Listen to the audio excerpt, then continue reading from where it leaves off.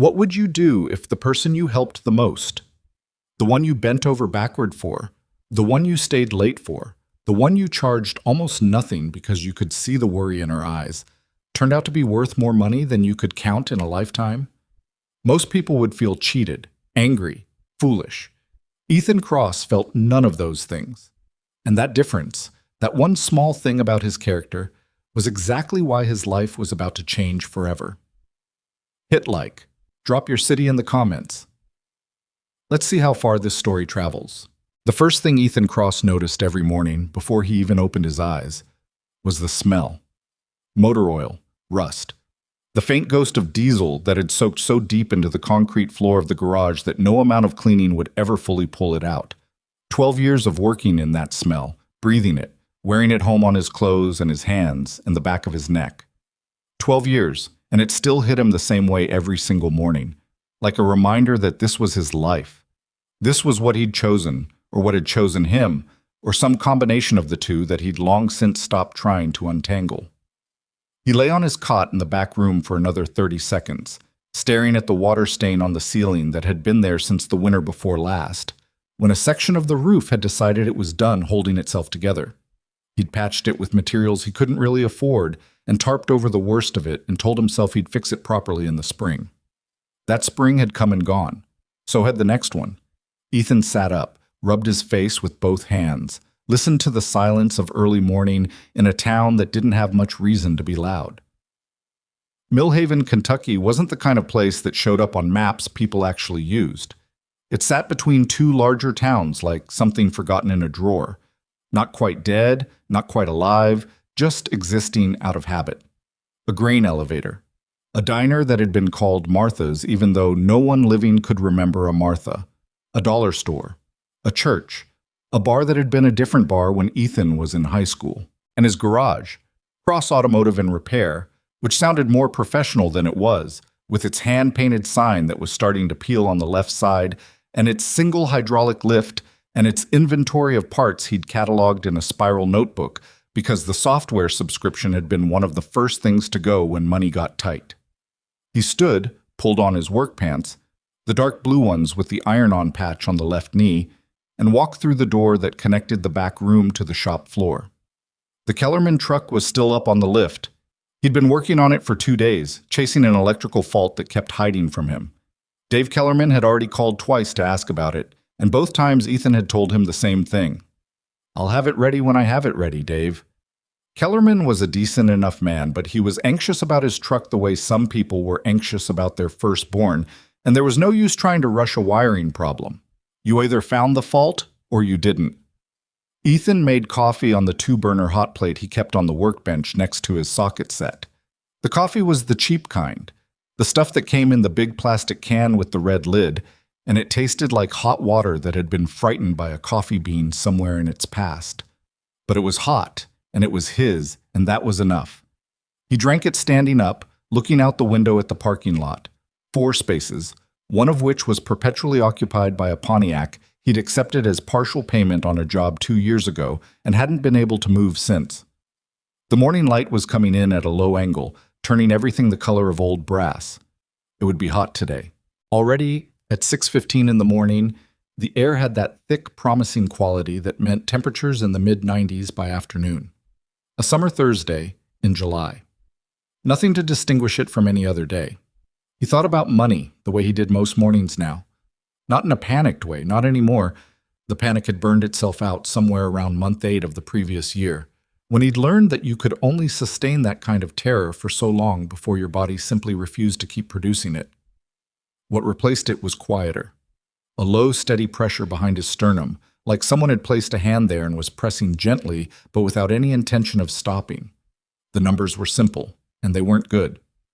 He had $642 in his checking account.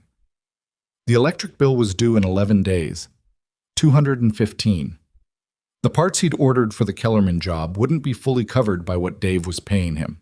His supplier account had been put on net 30 terms because he'd been slow twice in the past 6 months, which meant he had to pay for his next order before he placed it.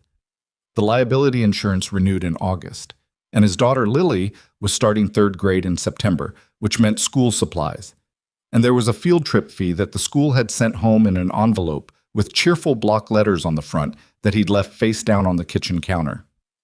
7 years old. Second grade going into third. She was a serious child with her mother's eyes and his stubborn jaw, and she'd stopped asking him if things were going to be okay sometime last winter, which somehow felt worse than if she'd kept asking. He rinsed his coffee mug, put on his work gloves, went to the Kellerman truck, and picked up where he'd left off. By 9 o'clock, he'd have found the fault, a corroded connector behind the fuse box that a previous owner or a previous mechanic had half-fixed with electrical tape and hope. He spent 40 minutes doing it right, using proper heat shrink tubing and fresh connectors, even though Dave Kellerman would never know the difference and would never care to know. But Ethan knew. That was the thing about doing work badly. It didn't bother the person who wasn't looking. It only bothered the person who was. He called Dave at 9:40. The truck was ready. Dave said he'd be by around noon. Ethan said fine, said the bill would be $310, and Dave said that all? And Ethan didn't answer that question because there wasn't a good answer to it. After he hung up, he sat on the rolling stool next to his workbench and looked at the appointment book. It was a physical appointment book, a thing with a spiral binding that he'd bought at the office supply place in Harlan because he'd tried the calendar app on his phone and found that he forgot to check it. The appointment book he could see. It sat on the corner of the workbench, and its presence was a fact. Today, Kellerman pickup. One oil change scheduled for 2 o'clock. Carol Simmons, who brought in her Buick every 4 months with a reliability that Ethan found genuinely comforting. Tomorrow, nothing. Next week, 2 things on Tuesday, then nothing until the following Monday. He turned the pages slowly. The summer had started slow and hadn't picked up. In the spring, there'd been a decent stretch. Farmers getting equipment ready for planting, people coming out of winter with vehicle problems they'd been ignoring since November. But that rush had passed, and what came after it was this. The quiet, the long hot afternoons with nothing but the sound of the fan in the corner and his own thoughts for company. He put the appointment book face down, the same way he'd put down the field trip envelope. The oil change was at 2. He'd just started on Carol Simmons' Buick when he heard gravel crunching in the parking lot. Not a car sound, something heavier.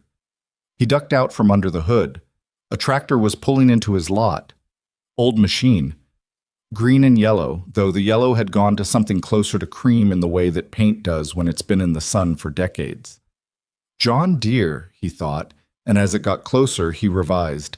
Late 1980s John Deere 444. Or close to it. The kind of machine that didn't quit easily, which was both a recommendation and a warning, because when a machine that didn't quit easily finally decided to quit, it usually had a long list of grievances it was presenting all at once. The tractor shuddered into his lot, belched black smoke twice, and then died. Completely. The engine sound cut off with a finality that Ethan had heard enough times to understand. That wasn't a machine that was going to start again on its own. The cab door opened. A woman climbed down. She was maybe 30, 32. Medium height, wearing clothes that were clearly work clothes, jeans with real dirt on them, not the kind that came pre-distressed from a factory, and a plain gray t-shirt with a small tear near the left shoulder.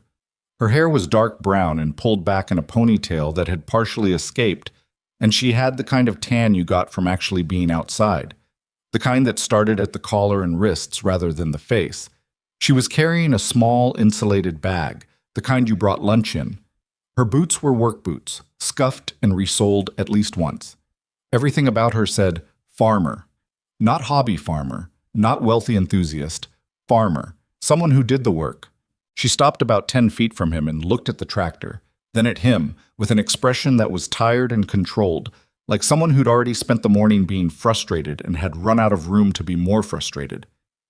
"I know it looks bad," she said. "It is bad." "When did it start acting up?" Ethan asked, pulling off his work gloves so he could offer his hand. "Ethan Cross, this is my shop." She shook his hand, firm grip. "Sophia Langford. About 3 weeks ago, it started running rough in the mornings. I was hoping it would work itself out. That's never the strategy. I know that now." He walked toward the tractor. "Mind if I take a look?"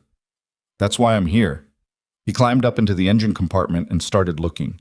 She stood near the front wheel, not hovering but not walking away either, watching him work with the calm of someone who understood that machinery required patience.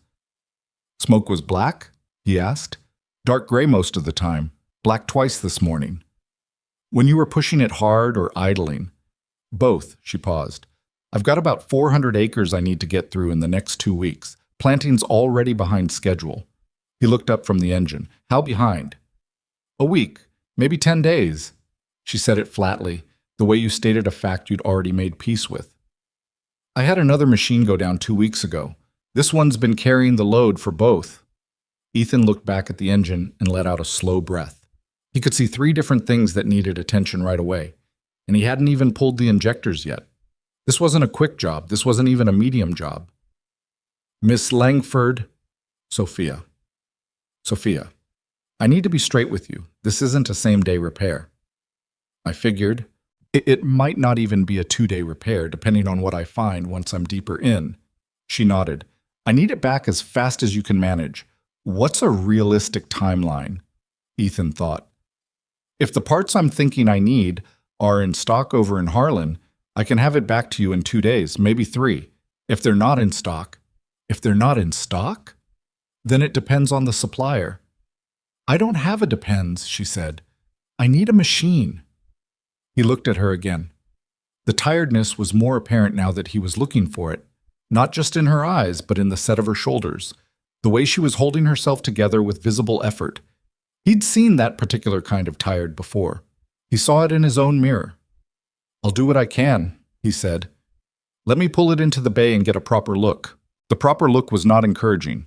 What Ethan found over the next 3 hours was a machine that had been maintained by someone who cared about it, but had been stretched past its sustainable limits. The fuel injectors on 3 cylinders were partially clogged. The primary fuel filter was completely gone. Not dirty, not clogged, but absent. Replaced at some point with a makeshift filter that someone had bodged together from materials he couldn't quite identify. The air intake manifold had a hairline crack, which explained the smoke. There was a hydraulic line that was weeping slowly from a fitting that had been over-tightened and was now starting to fail. And the injection pump.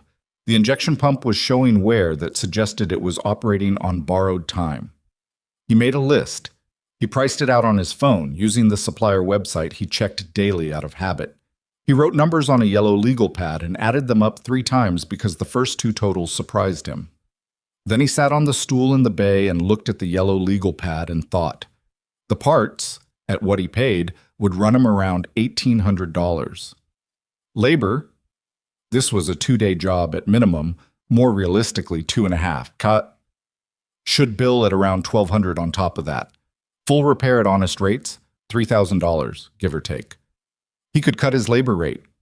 He'd done it before for people he knew were stretched. The parts cost was the parts cost.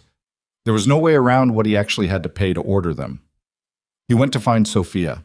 She was in the small waiting area he had. 2 plastic chairs, a table with outdated magazines, a window that let in the afternoon light. She was sitting in one of the chairs with her back straight and her lunch bag on her lap, eating a sandwich. She looked up when he came in. "How bad?" she asked. He sat in the other chair, turned slightly toward her, and put the legal pad on his knee. "I'll walk you through it," he said, "because I want you to understand what you're looking at, not just see a number." He walked her through it. The injectors, the missing filter, the manifold crack, the hydraulic line, the injection pump. He showed her the legal pad. He explained what each item did and why it mattered. She listened without interrupting, eating her sandwich, watching him with the same steady attention she'd brought to watching him work. When he finished, she looked at the total.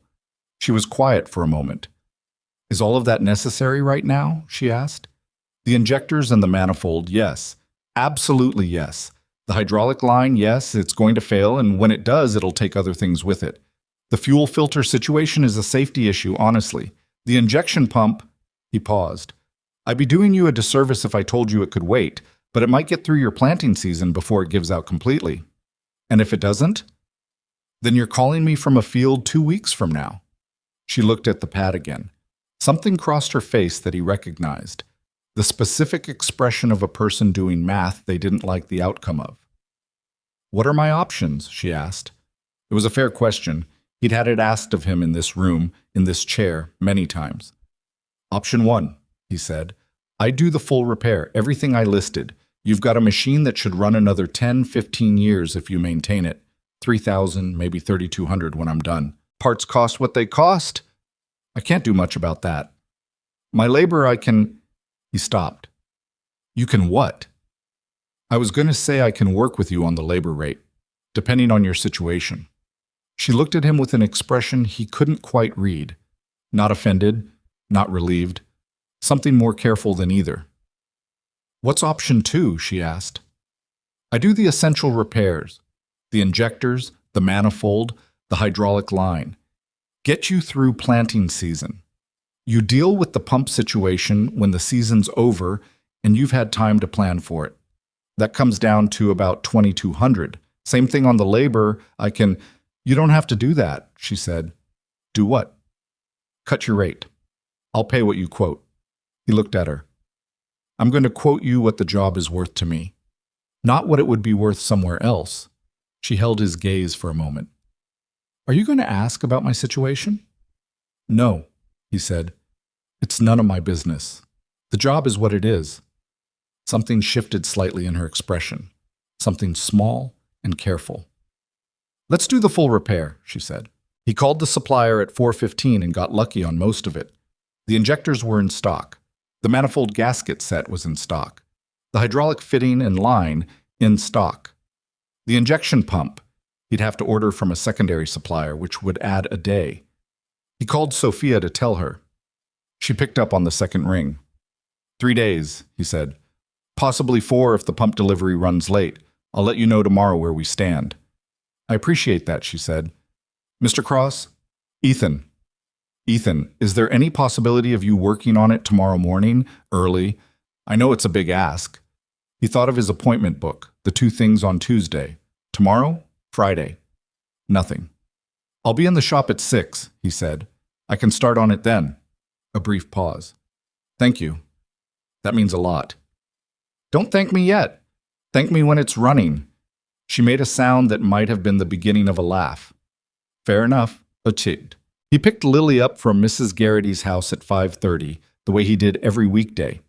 Mrs. Garrity lived 3 blocks from Lily's school and charged him $40 a week to watch her in the afternoons, which was less than the going rate, and something Ethan was quietly grateful for every single week. Lily was in the front yard when he pulled up, sitting cross-legged in the grass with a book open on her lap, her dark hair catching the late afternoon sun. She was wearing a yellow t-shirt and had a grass stain on one knee that was going to require some attention.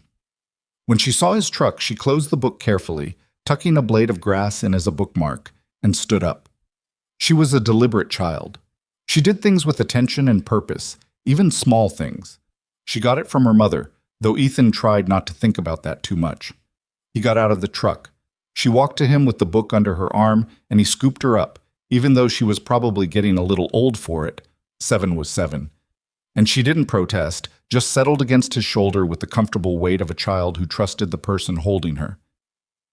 You smell like the garage, she said. I live in the garage. You live above the garage. Same smell. She pulled back to look at his face. She did this sometimes, held his face in a direct gaze the way people 3 times her age usually couldn't sustain. Were you busy today? Got a big one this afternoon. Tractor. Those are good, right? Tractors cost a lot to fix. He put her down. Where did you learn that? You said it once. She took his hand. When the Beaumont people brought in their combine, you said combines and tractors were the jobs that kept the lights on. He stared at his 7-year-old for a moment. I forgot I said that. I remember things, she said, which was entirely true and had been true since she was about 4. He kept her hand as they walked to the truck. I made mac and cheese, he said. The good kind. From the box or the pot? From the pot. She considered this with appropriate gravity. Okay. He got to the shop at 5:50 the next morning. The delivery from Harlan would arrive by 8. He'd arranged it the night before, paying the $30 rush fee he didn't really want to pay because 2 days mattered more than $30. He started with what he had, pulled the injectors, cleaned the ports, began the manifold work. The shop was quiet at that hour, just the sounds of his tools and the radio he kept on the workbench, tuned to a country station he half listened to out of habit rather than preference. By the time the delivery arrived, he'd made substantial progress. He worked through the morning without stopping, eating a peanut butter sandwich over the engine at around 10:30. The hydraulic line took longer than he expected because whoever had installed the original fitting had used a thread size that wasn't standard, and he had to improvise an adapter. It took him 45 minutes to solve a problem that should have taken 10. At 1:30, Sophia called. "Just checking in," she said, not trying to rush you." "You're rushing me." A pause. "I'm sorry, I'm joking," he said. "It's going well. Injectors are done. Manifold's done. Hydraulic line took longer than I wanted. I'm on the injection pump now." "That's ahead of where I thought you'd be." "Don't get excited. I still have to put everything back together and run it for a while before I'm confident." "How long is a while?" "Long enough to know it's going to hold." Another pause. "That's a non-answer, Ethan." "It's an honest answer." "There's a difference?" "A lot of mechanics would give you a confident time and be wrong. I'd rather give you an honest time and be right." The silence on her end lasted long enough that he wondered if the call had dropped. "You know what?" she said finally. "Never mind. Take the time you need." He set the phone face down on the workbench. Outside, the afternoon heat was hitting its peak, turning the air above the parking lot into a shimmer. The fan in the corner was doing what it could. His shirt was soaked through at the back, and he didn't notice. The tractor was ready Saturday morning. He'd run it for an hour Friday evening. In the parking lot, rev it up, watch the gauges, listen to the engine note, smell the exhaust. Then he'd let it cool and run it again. Then he'd made a short list of 3 things that were bothering him. None of them serious, all of them things he could address with an extra hour of work Saturday. He addressed them Saturday morning. The engine was tight. The exhaust was clean. The hydraulics moved the way hydraulics were supposed to move. He wrote up his final invoice on the form he kept in the top desk drawer, using his careful, slightly cramped handwriting that Lily once told him looked like serious writing. He looked at the total. He'd spent 11 hours and 40 minutes on the job.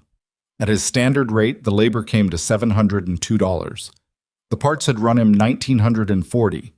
Full total, $2,642. He'd originally quoted her between $2,900 and $3,200. He thought about what she'd looked like sitting in that plastic chair, eating her sandwich, doing math she didn't like. He wrote the total on the invoice, $2,580. It was a $62 reduction from what the straight math said, which was a small thing. He added $10 for the rush parts delivery and then subtracted it again because he'd made the decision to order them that way and she hadn't asked him to. He crossed that line out. $2,580.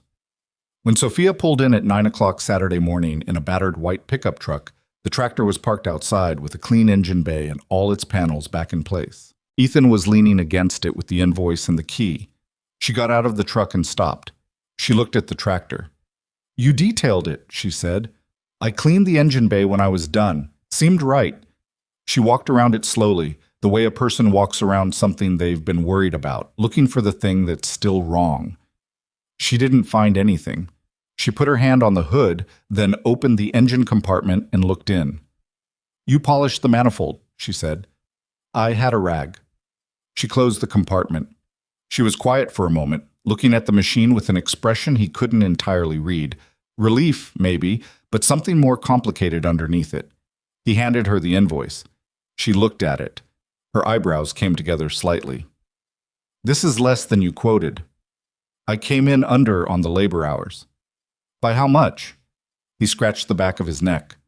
"I rounded down." She looked up at him. "Ethan?" "The parts are exactly what they are. The labor number is what I feel comfortable charging. That's not the same as what it's worth. It's what I'm charging." She held his gaze for a moment. Then she looked back at the invoice. "All right," she said quietly. She paid him in cash, which surprised him. She counted it from a plain white envelope she took from her jacket pocket. Exact amount. She handed him the envelope with the bills inside. He started to put it in his shirt pocket, then paused. "You want a receipt?" "I already have the invoice." "Right." She looked at him again with that careful, unreadable look. "You did exceptional work," she said. "I mean that. Not just the repair itself, the way you explained everything, the way you—" She stopped. "You treated me like my business mattered. It does matter. Not everyone sees it that way." He didn't know what to say to that, so he didn't say anything. She thanked him again, climbed up into the tractor cab, and started the engine. It came to life immediately, smooth and even, the way it should sound. No hesitation, no smoke, just a working machine. She looked down at him from the cab with an expression he couldn't quite name. Then she gave a small nod, put it in gear, and pulled out of his lot. The following Monday was quiet. The following Tuesday had his 2 scheduled appointments. He did them, went home, made dinner, helped Lily with the reading assignment her teacher had sent home for the summer. Charlotte's Web, which Lily was working through with great seriousness and occasional distress. "Does Charlotte die?" Lily asked him at the kitchen table, looking at him with an intensity that made him choose his words carefully. "You should find out when you get there," he said. "Dad? It's a book you're supposed to experience, not be told about."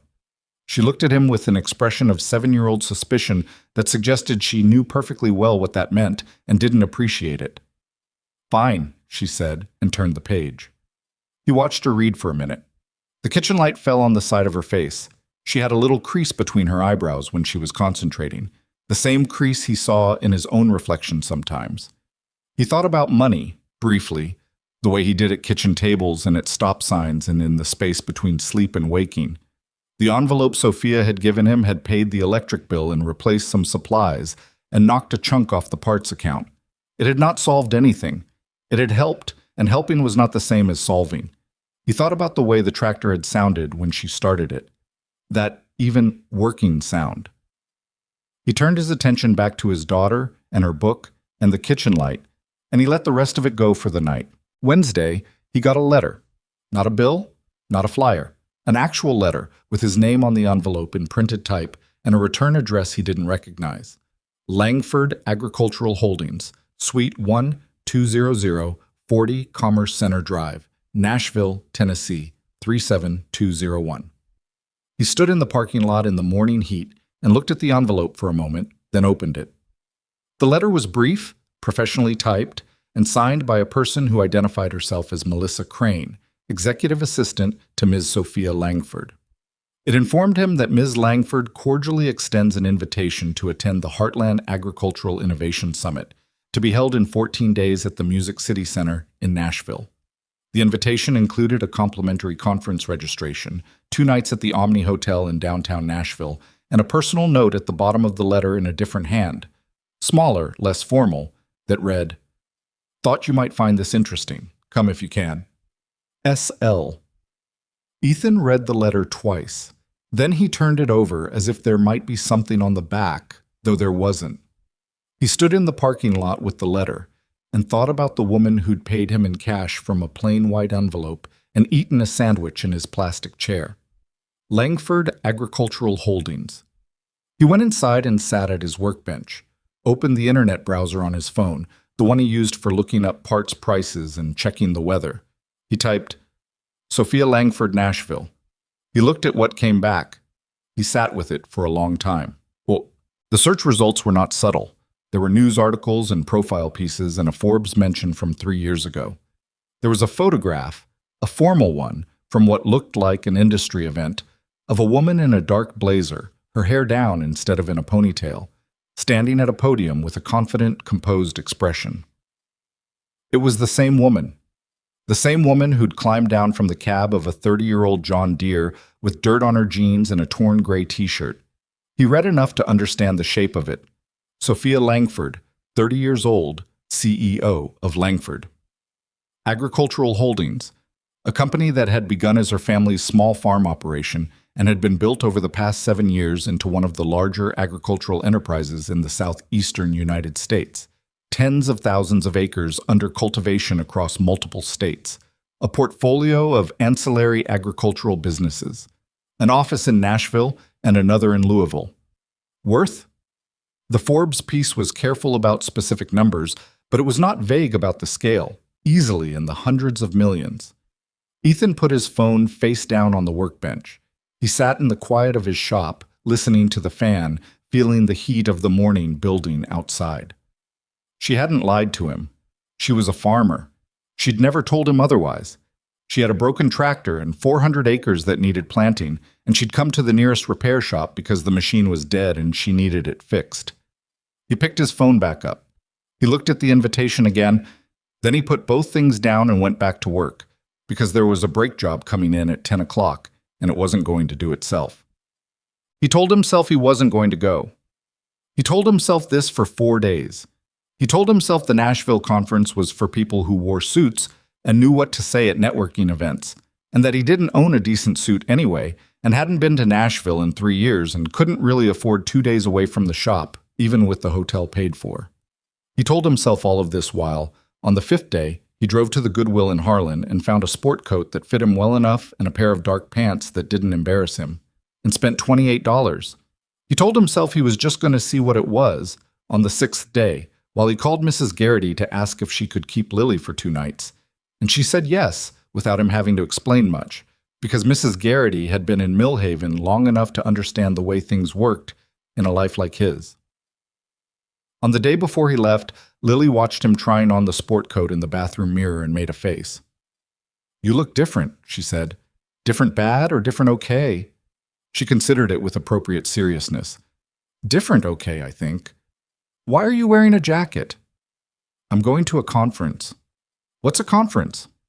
"A lot of people in a building talking about the same thing." She absorbed this. "What's the thing?" "Farming. Agriculture." "You're not a farmer." "No," he said, looking at himself in the mirror. The sport coat, the still work-roughened hands. "I'm not." "So why are you going?" He turned away from the mirror. "Because someone invited me, and it seemed like the kind of thing you say yes to." Lily thought about this for a moment with the careful expression she brought to things that mattered. "Okay," she said, "but don't forget to call me." "Every night," he said, "and not late, early." "Early," he agreed. She nodded, satisfied with the terms, and went back to Charlotte's Web. Chuts. He drove to Nashville on a Thursday morning with the sport coat on a hanger in the back seat and the letter from Melissa Crane folded in his breast pocket. The Music City Center was a large, modern convention facility downtown, and when he pulled up to the valet, he almost kept driving, because there were cars in that line that cost more than his garage, and the valet was wearing a uniform that cost more than his sport coat. He did not keep driving. He handed over his keys to a young man who did not look at the truck the way Ethan expected him to, and he walked through the doors of the Music City Center with the registration confirmation on his phone and found the check-in table and got his badge. The badge said, Ethan Cross/Cross Automotive and Repair/ Millhaven, Kentucky. He clipped it to his jacket pocket and stood in the lobby of one of the largest agricultural conferences in the country, surrounded by executives and investors and academics and lobbyists. And he thought, I don't belong here. Then he thought, but I'm here. He got a coffee from the hospitality station near the registration desk, real coffee, not the frightened by a bean kind, and went to find a seat. The keynote was scheduled for 9 o'clock the following morning. He had an entire afternoon and evening to get through first, and he filled it by attending 2 panels that actually interested him. One on modern diagnostic equipment for agricultural machinery, which he found technically engaging, and one on the economics of rural repair infrastructure, which made him feel, unexpectedly, like someone had been studying his life from the outside and writing notes. He called Lily at 7:30 from his hotel room. She told him that Charlotte had, in fact, died, and that she found this deeply unfair, and he agreed with her, and she said the book was still good, even though the ending was sad, which he thought was a sophisticated literary opinion for a 7-year-old, and told her so. Good night, Dad. Good night, Lil. He lay on a hotel mattress that was considerably better than his cot in the back room and stared at the ceiling, which did not have a water stain, and thought about what the morning would bring. He didn't know what Sophia intended. He didn't know why he was here. The honest answer was that he'd said yes because something in him had recognized the invitation as a door, and he'd learned enough about his life to know that you opened doors when they appeared because they didn't always appear again. He closed his eyes and let the silence of the hotel room settle around him. Whatever it was, it would be tomorrow. The morning of the keynote, Ethan woke at 5:15 without an alarm. Old habit, the body didn't know it was in a Nashville hotel. The body thought it was in the back room of a garage in Millhaven, Kentucky, and that there was work to do. He lay still for a minute, looking at the ceiling of a room that was nicer than any room he'd slept in recent memory. The air conditioning was running quietly.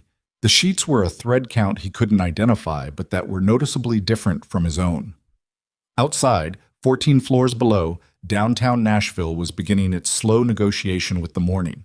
Delivery trucks, a siren a few blocks away, the sound of the city finding its footing. He got up, showered, stood in front of the bathroom mirror with the sport coat on a hanger behind him, and tried to decide if he looked like someone who belonged at a major agricultural conference or like a mechanic who'd borrowed someone else's jacket. The answer, he decided, was probably both, and there wasn't much he could do about it either way. He put on the jacket. It fit across the shoulders the way the Goodwill attendant had promised it would when she'd suggested he try it. He straightened the collar. He looked at himself for a moment with the kind of honest appraisal he usually reserved for engines, identifying what was actually there rather than what he wished was there. He was 32 years old. He had calluses on both hands that no amount of lotion would fully soften. There was a small scar on his left forearm from a fan belt incident 6 years ago. His face had the particular weathering of someone who spent time working outdoors in a Kentucky summer, and the lines around his eyes were the kind that came from squinting at things that needed fixing rather than from laughing, though he did some of that too. He looked like what he was. That was going to have to be enough. He went down to the conference center at 7:30 and got breakfast from the buffet that the hotel had set up in one of the side rooms: eggs, toast, orange juice that came out of a dispenser. He sat alone at a table near the window and watched the other early arrivals filter in. Men in suits that had been pressed that morning, women in blazers with conference lanyards already around their necks. The particular kind of organized, purposeful energy that belonged to people who did this regularly, who moved through spaces like this without the slight hesitation that Ethan couldn't entirely suppress. He drank his orange juice and listened to the conversations happening around him. Acquisitions. Yield projections. Something about a trade policy that kept coming up. A company called Novacrop that several people seemed to have opinions about. The language was specific and confident, the language of people who knew exactly what they were talking about and assumed everyone around them did too. Ethan knew agricultural machinery. He knew fuel systems and hydraulic lines and why a 30-year-old John Deere sounded different from a newer one. He knew the smell of an engine that was working versus one that wasn't. He knew how to read a problem by the quality of the smoke coming out of the exhaust, the same way a doctor read something by the color in a patient's face. He didn't know what Novacrop was. He refilled his coffee and went to find his seat in the main hall. The hall was large. That was the first impression. The sheer scale of it, the rows of chairs arranged in wide arcs facing a raised stage at the front, a stage with a podium and a backdrop screen that was currently showing the conference logo in a rotating animation. There were easily 2,000 seats. Most of them were filling up. The noise was the particular noise of a large, expectant crowd. Not loud exactly, but present, a continuous undertow of voices and movement, and the click of dress shoes on hard floors. Ethan found a seat in the middle section, not too close to the front, and not so far back that he'd feel like he was hiding, though some part of him wanted to be further back. He settled in, put his badge flat on his knee, and watched the room fill up around him. The people near him were in conversation with each other, the way people were when they came to these things in groups, with colleagues or contacts they'd arranged to sit with. The man to his left was on his phone, typing something rapidly.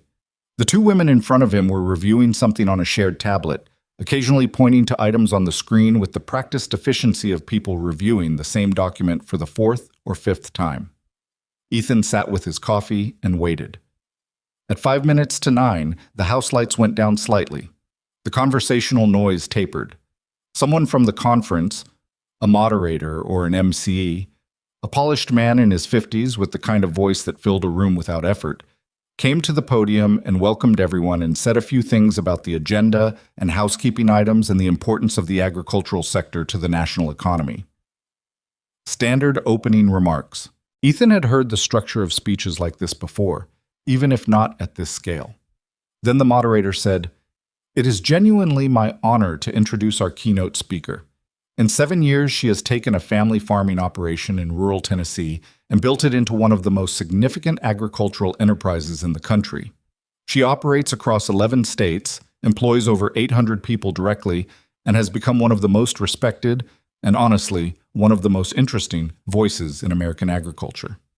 Please welcome to the stage, Sophia Langford." The applause started immediately and built fast. Around Ethan, the entire audience rose from their seats, not gradually but as a single motion, the way a crowd moved when it had been waiting for something. Ethan stood with them because not standing would have been strange, but his eyes were fixed on the figure walking out from the wing of the stage, and his brain was doing something that took a moment to resolve into a coherent thought. The woman walking to the podium was wearing a dark navy blazer over a silk blouse, her dark hair down and carefully styled.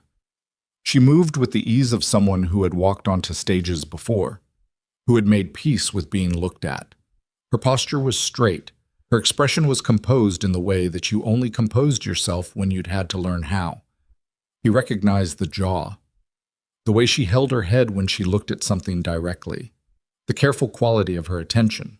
He sat down slowly when most of the audience sat down, and his coffee cup was in his hand and he didn't remember picking it up. The woman whose broken tractor he'd spent 2 days fixing. The woman who'd sat in his plastic waiting chair and eaten a sandwich and asked him honest questions about her engine.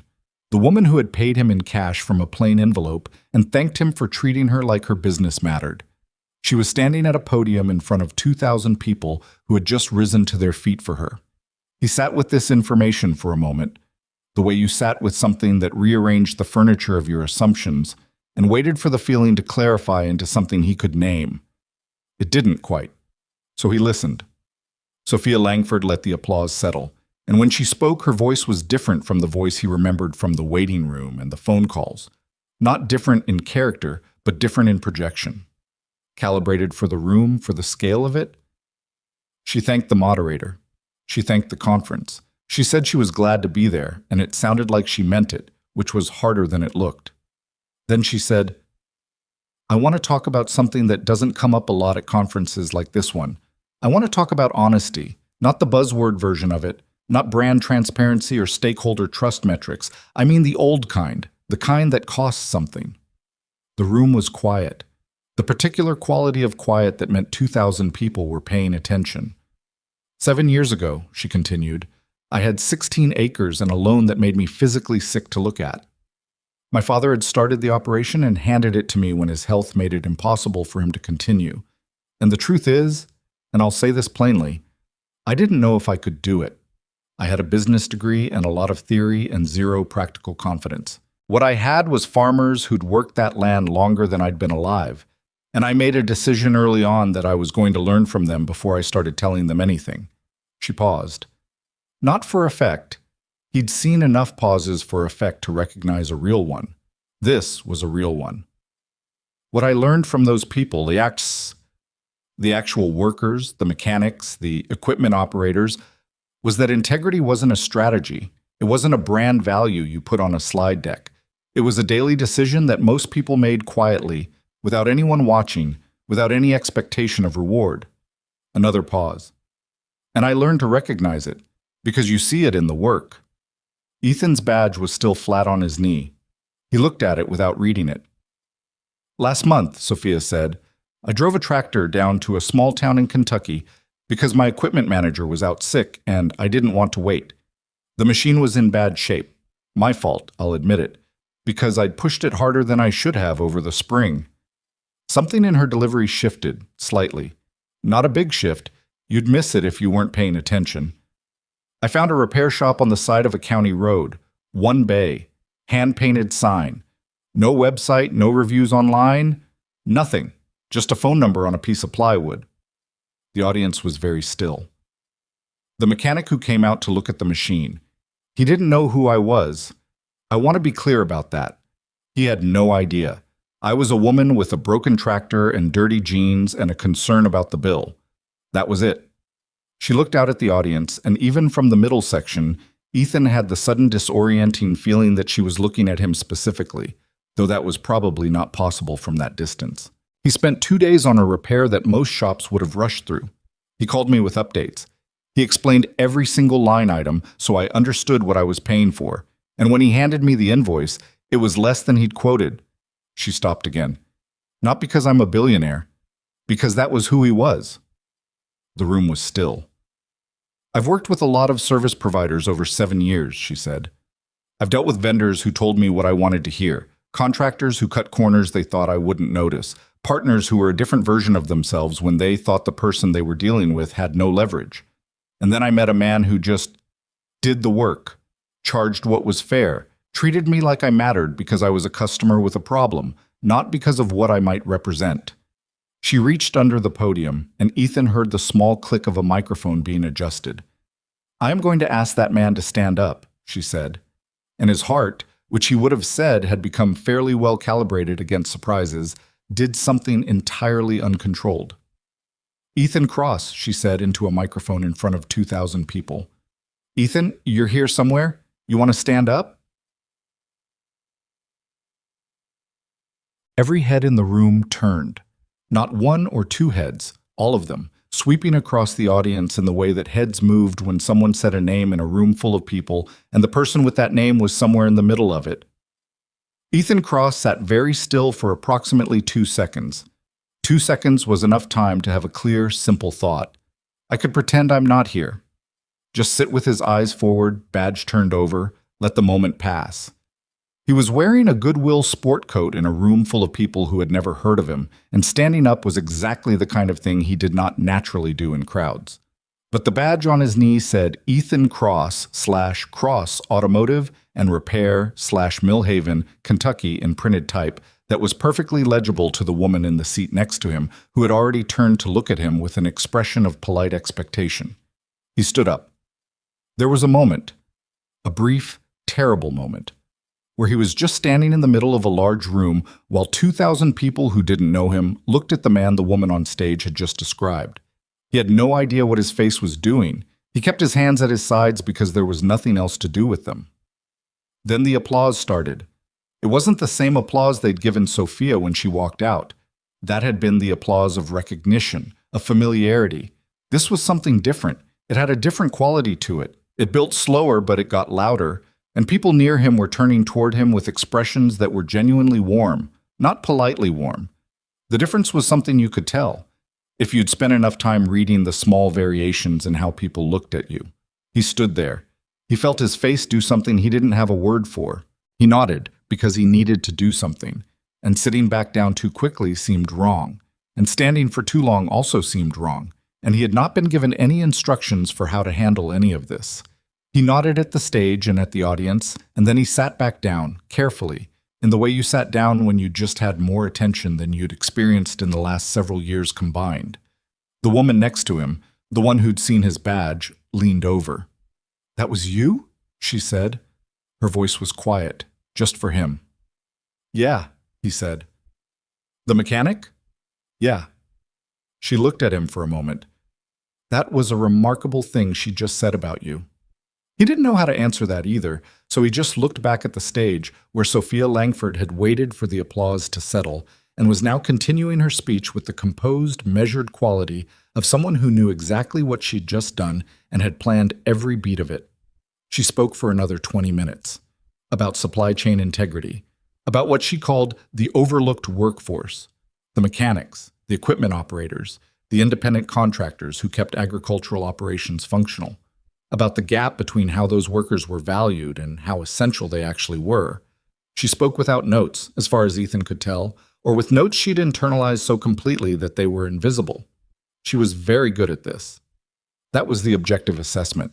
She was someone who had figured out how to fill a room without filling it with noise, which was rarer than it should have been. When she finished, the audience stood again. Ethan stood with them, which felt strange given that he was still processing being mentioned by her to them. And he clapped with everyone else. And the morning light was coming through the high windows of the conference center, and the sound of 2,000 people applauding moved through his chest like something physical. Afterward, the moderator announced a 20-minute break before the next panel. The crowd began to move toward the exits, toward the coffee stations, toward each other in the immediate clustering of people who had things to say after something worth talking about. Ethan stood in the middle of the motion, still holding his empty coffee cup, not quite sure where to point himself. His phone buzzed. A text from a number he recognized. "Now, can you come backstage? SL." He looked at the text for a moment.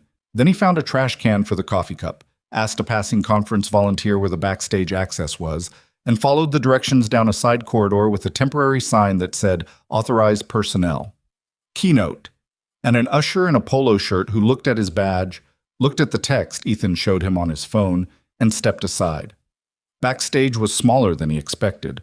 A practical space, not glamorous, with exposed cable runs and a few folding tables and a rack of audio equipment. Two people with headsets were talking to each other. A third was wrapping a cable with the methodical care that belonged to someone who wrapped cables every day of their professional life. Sophia was standing with a glass of water and a man in a charcoal suit who was speaking to her in a low, rapid voice with the body language of someone delivering information on a schedule.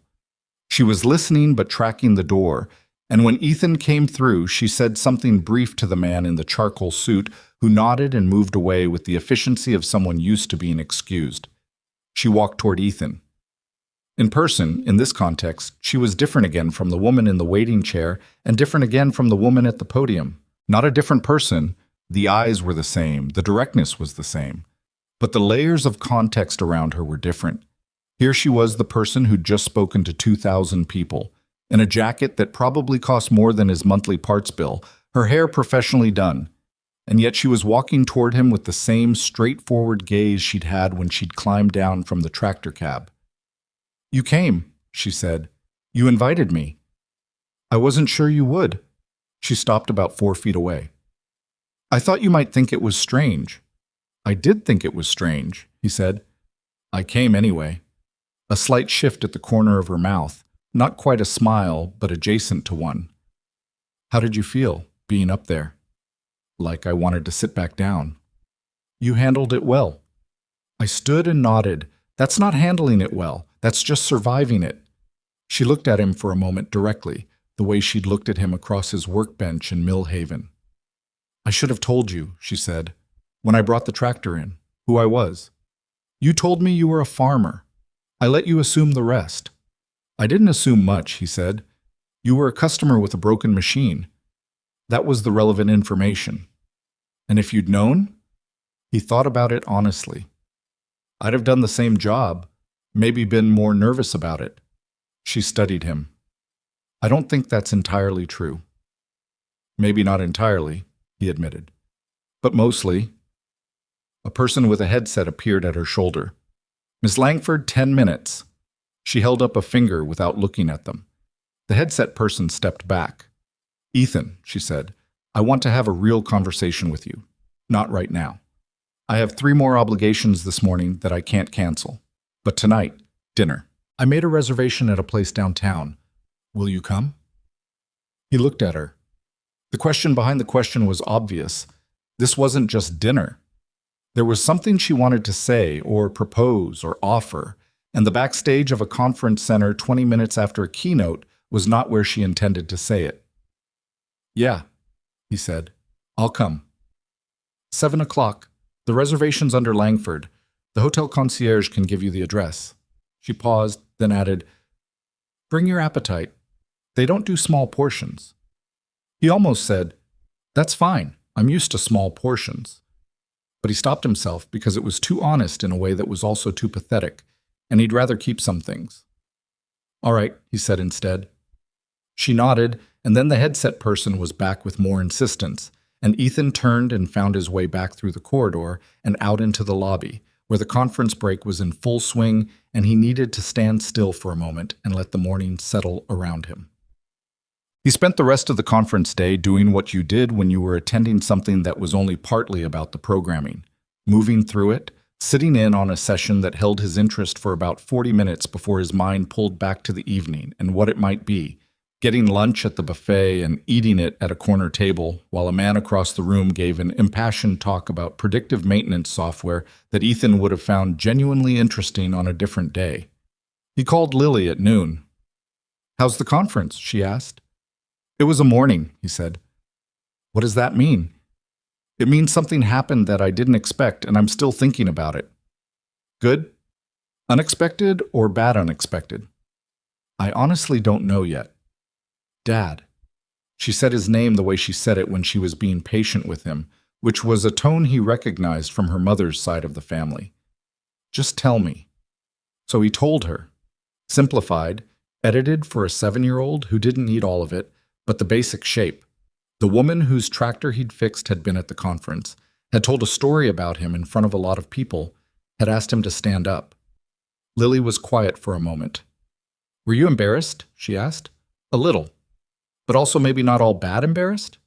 He smiled at the phone, there in his corner of the conference lunchroom. "Yeah," he said, "not all bad." "You should go to dinner," she said, with the confidence of someone who had only the most uncomplicated relationship with decisions like this.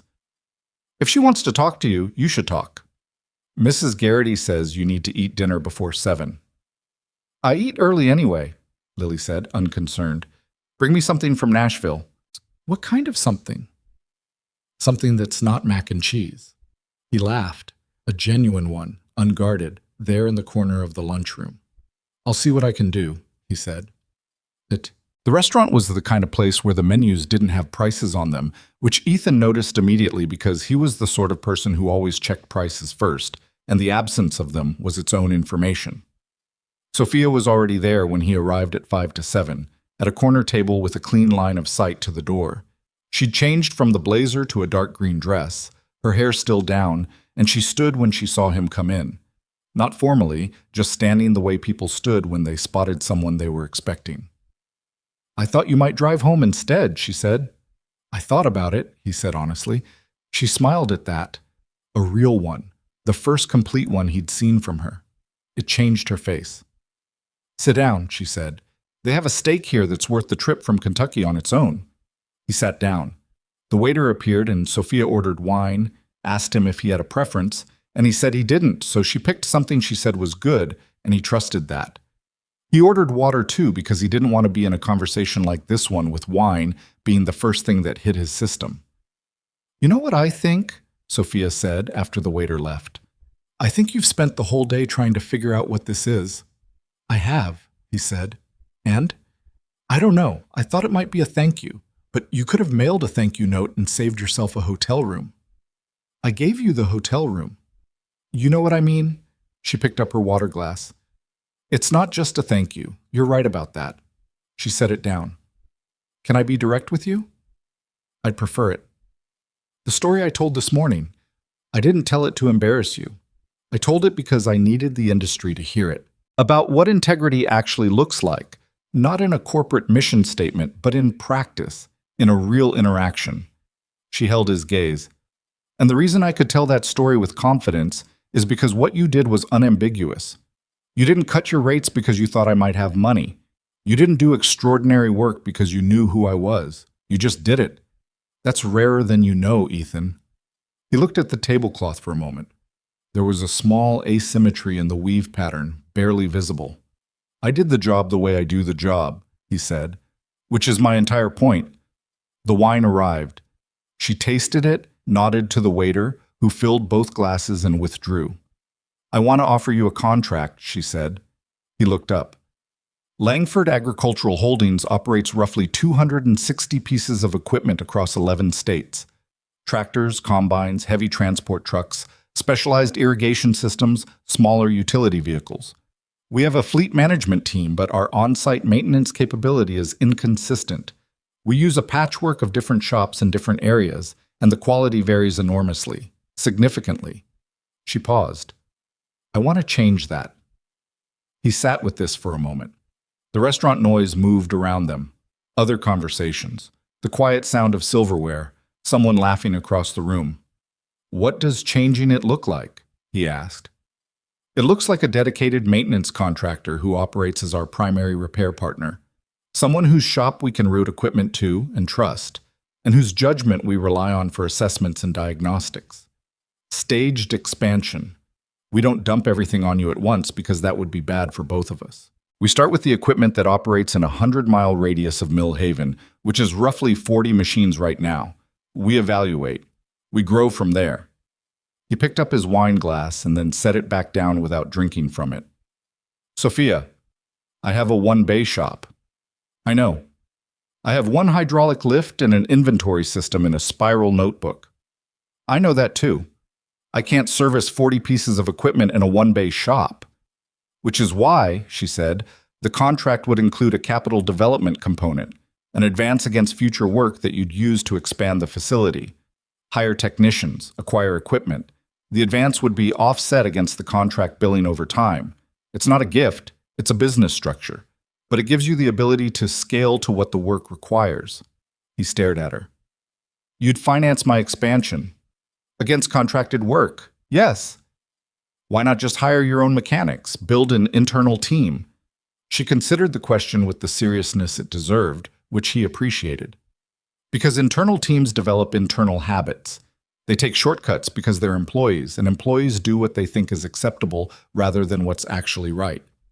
What I saw in your shop was someone who does the right thing because he can't help it. That's not something you hire for. That's something you find, if you're lucky, and then you build around it. Ethan looked out the window at the Nashville street. A couple was walking past with a small dog, and the dog was very interested in a fire hydrant, and the couple was very patient about it. Normal things, ordinary things. He looked back at Sophia. I'd need to know the numbers, he said. Of course. Real numbers. I'm not a... He stopped. I'm good at what I do. I'm not sophisticated about contracts. I have lawyers for that. I'd suggest you get one too, or at least someone who can review the paperwork. I'd expect that. I wouldn't trust someone who didn't. And if I expand and then the contract ends? That's a legitimate concern. She said it directly, without trying to minimize it. The honest answer is that I can't guarantee the future of any business relationship. What I can tell you is that I built a company on the understanding that you get out of a partnership what you put in. And if the partnership isn't working for both sides, it shouldn't continue. He looked at her for a long moment. She didn't look away from it. Can I ask you something? He said. Yes. Why me specifically? There are better equipped shops, bigger operations, people with the infrastructure already in place. He paused. What happens if I expand and I can't hold the quality? What happens if I hire 6 people and 2 of them are bad and I can't catch it? Sophia's expression didn't change exactly, but something behind it shifted. Not the confidence, but the texture of it.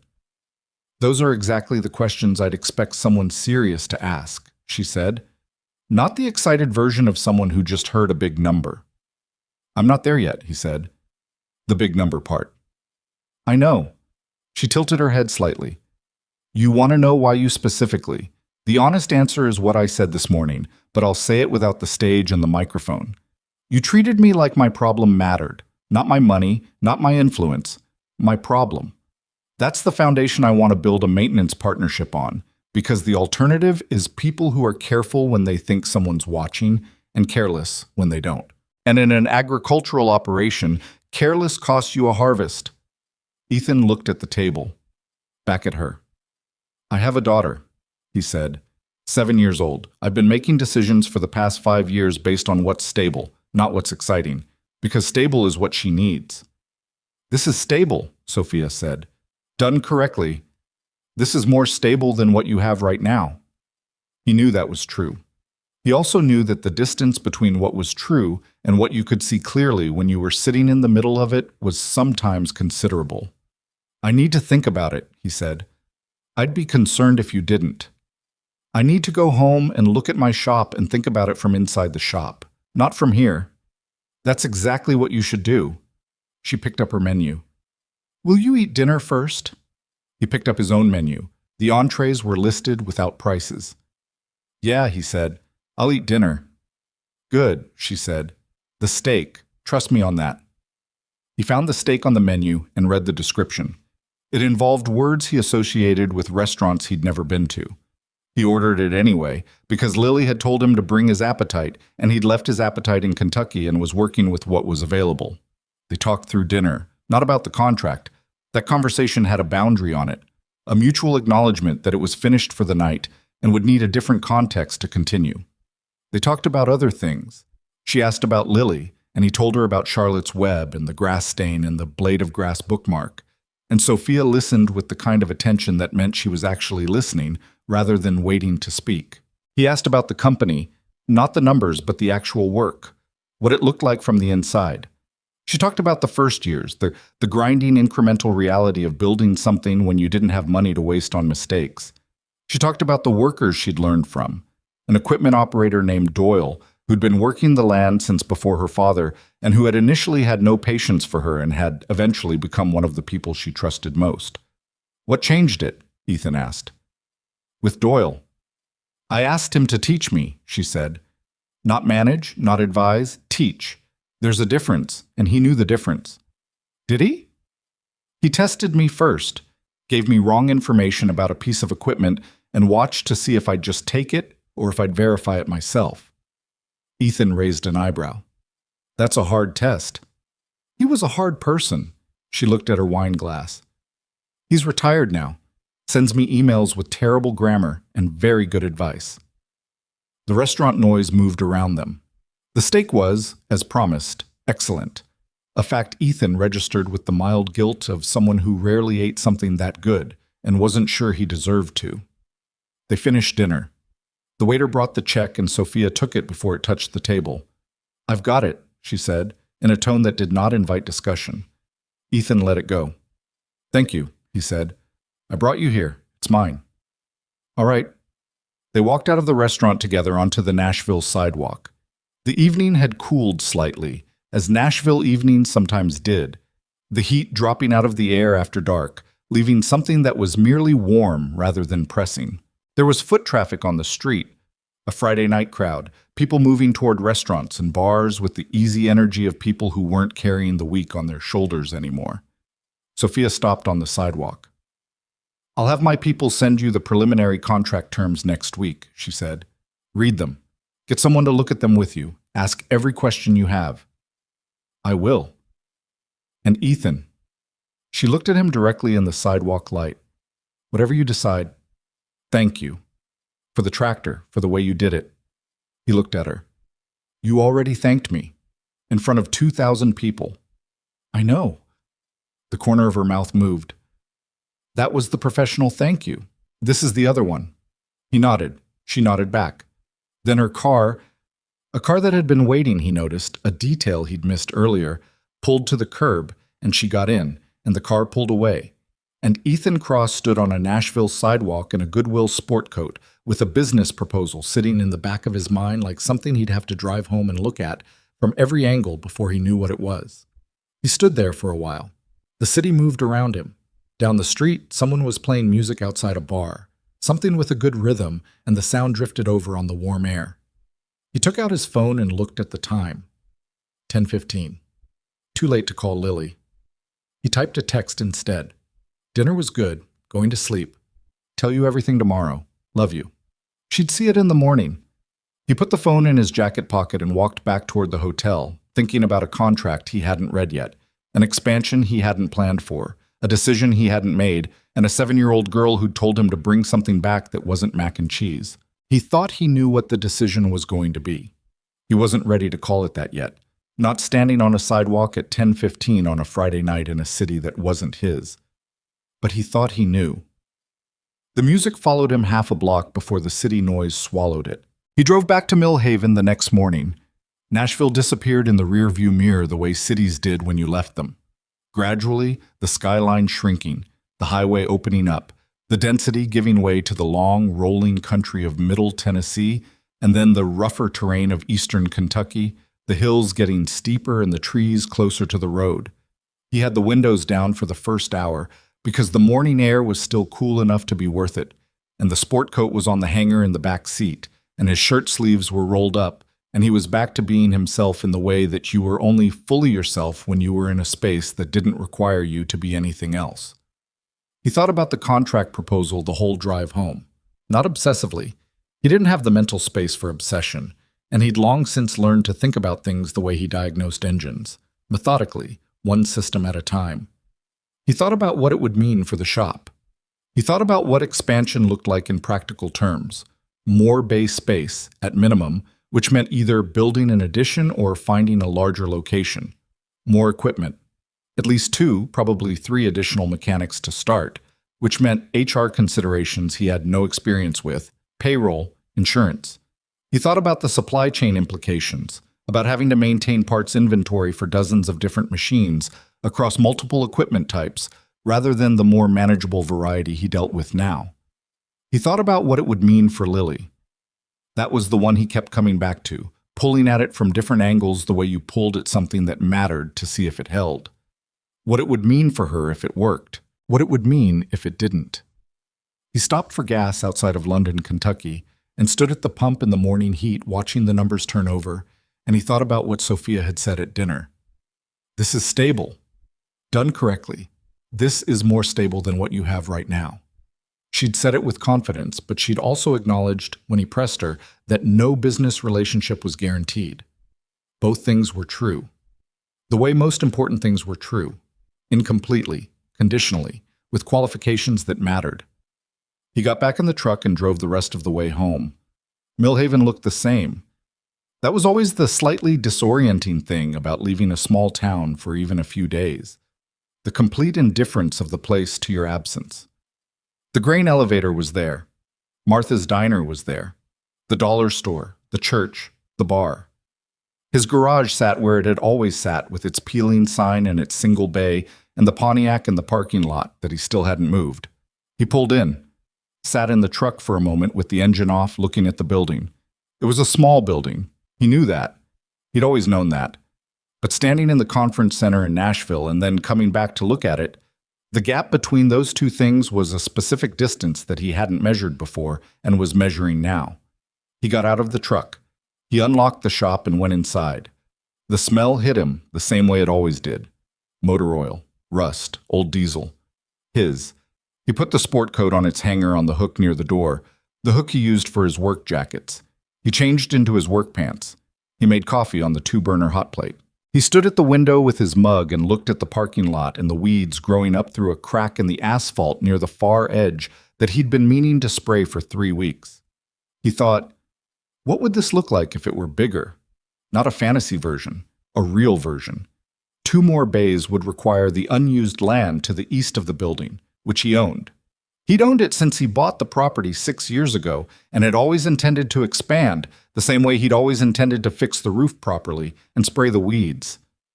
He'd intended a lot of things that had remained in the category of intention because intention required capital, and capital had been the thing he perpetually didn't have enough of. He drank his coffee. He thought. He didn't make any decisions that morning because he'd learned early that the decisions you made the morning after something significant were usually the impulsive ones, and the decisions you made after sitting with something for a week were usually the honest ones. What he made that morning instead was a list, not a pros and cons list. Those were for people who thought the world sorted neatly into columns, which it didn't. What he made was a questions list, things he needed to know before any decision was possible. Contract terms, payment structure, scope of work, liability, exit conditions, expansion requirements, minimum facility size, equipment needs, timeline, personnel, what skills he'd need and where he'd find them, legal review, who he was going to call, because Sophia was right that he needed someone and he currently didn't have a business lawyer, had never needed one. He wrote the list in the spiral notebook he used for inventory, filled 2 pages. Then he put it on the corner of the workbench where the appointment book sat, and he went to work on a carburetor that had come in before he left for Nashville and had been sitting covered in the corner since Wednesday. He needed to think with his hands. He always had. The contract documents arrived Tuesday. A 41-page PDF from Melissa Crane, executive assistant to Ms. Sophia Langford, with a cover letter that thanked him for his attendance at the summit and expressed, in the careful language of corporate correspondence, that Ms. Langford hoped the enclosed terms were the beginning of a productive conversation. He printed all 41 pages at the library in town because his printer was out of ink, and he couldn't read a 41-page document on his phone without losing his mind. The librarian, a woman named Ruth Ann, who'd been at the Millhaven Library since Ethan was in elementary school, watched him collect the pages from the printer tray with the particular discretion of someone who'd seen a lot of things come through the library printer and had learned not to comment. He took the pages home, sat at the kitchen table after Lily was in bed, read all 41 pages once, quickly, to get the shape of it, then went back to the beginning and read it again, slowly, with a yellow highlighter and a pen. There were things he understood and things he didn't. The scope of work section he understood. It described a maintenance contractor relationship covering agricultural equipment within a defined radius, with provisions for mobile service calls and workshop repairs. The billing structure he understood. The performance metrics he understood, though some of them gave him pause. Response time requirements, documented completion rates, customer satisfaction scores that would be gathered from Langford's equipment managers on a quarterly basis. Those were reasonable. He'd hold himself to standards like that regardless. The sections he didn't understand were the indemnification clauses and the warranty language.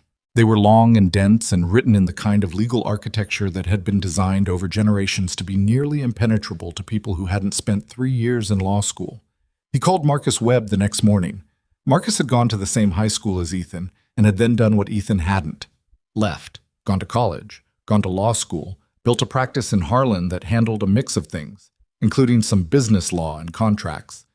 They weren't close friends, hadn't been in 15 years, but they were the kind of acquaintances who existed in small region relationships where the history of knowing someone was longer than the recent contact. "I heard you were at the conference in Nashville," Marcus said, when Ethan had explained why he was calling. "People talk." "People in Millhaven don't have anything else to do," Ethan said. "Send me the documents. I'll look at it, tell you what I think." "What do you charge for something like this?" Marcus named a number that was lower than Ethan had expected. "That's my going rate for a first review. If it gets complicated, it gets more complicated. We'll talk if that happens." "Appreciate it, Marcus. Don't appreciate it yet. I might tell you it's a bad deal." "That's what I'm paying you for." He sent the PDF. Marcus came back to him 4 days later on a Saturday morning with a call that lasted 55 minutes and covered every section Ethan had highlighted and several he hadn't. The bottom line, according to Marcus, the contract was not aggressive. The terms were, in Marcus's assessment, fair to slightly generous on your side, with 2 exceptions. The performance metrics had real teeth. Consistent failure to meet the documented response times would trigger a contract review process that had clear termination provisions. And the liability language needed a writer specifying the extent of Ethan's exposure if a maintained piece of equipment failed in a way that caused damage or injury, because as currently written it was slightly ambiguous about whether his shop's exposure was capped or open-ended.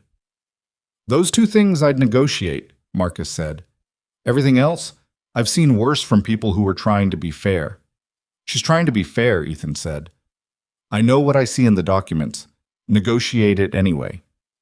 The performance metrics. The response time requirements. 12-hour response for an equipment down situation. That's aggressive when you're talking about a one-man operation. You need that to scale with your workforce. If you have 3 mechanics and 1 is sick and 1 is on a job, 12 hours might not be realistic. Make it a tiered requirement. 12 hours with a full crew, 24 during periods of documented staffing shortage. Ethan was writing in the spiral notebook. "Okay. And the liability cap. Get it in writing, I'll draft the language." "What do you think about the deal overall?" Ethan asked. "Not the legal part. The deal." A brief pause. "That's not what you're paying me for." "Marcus. I'm a lawyer, not a business consultant. You grew up in Harlan County. You know what it looks like when someone from outside comes in with a deal that sounds good."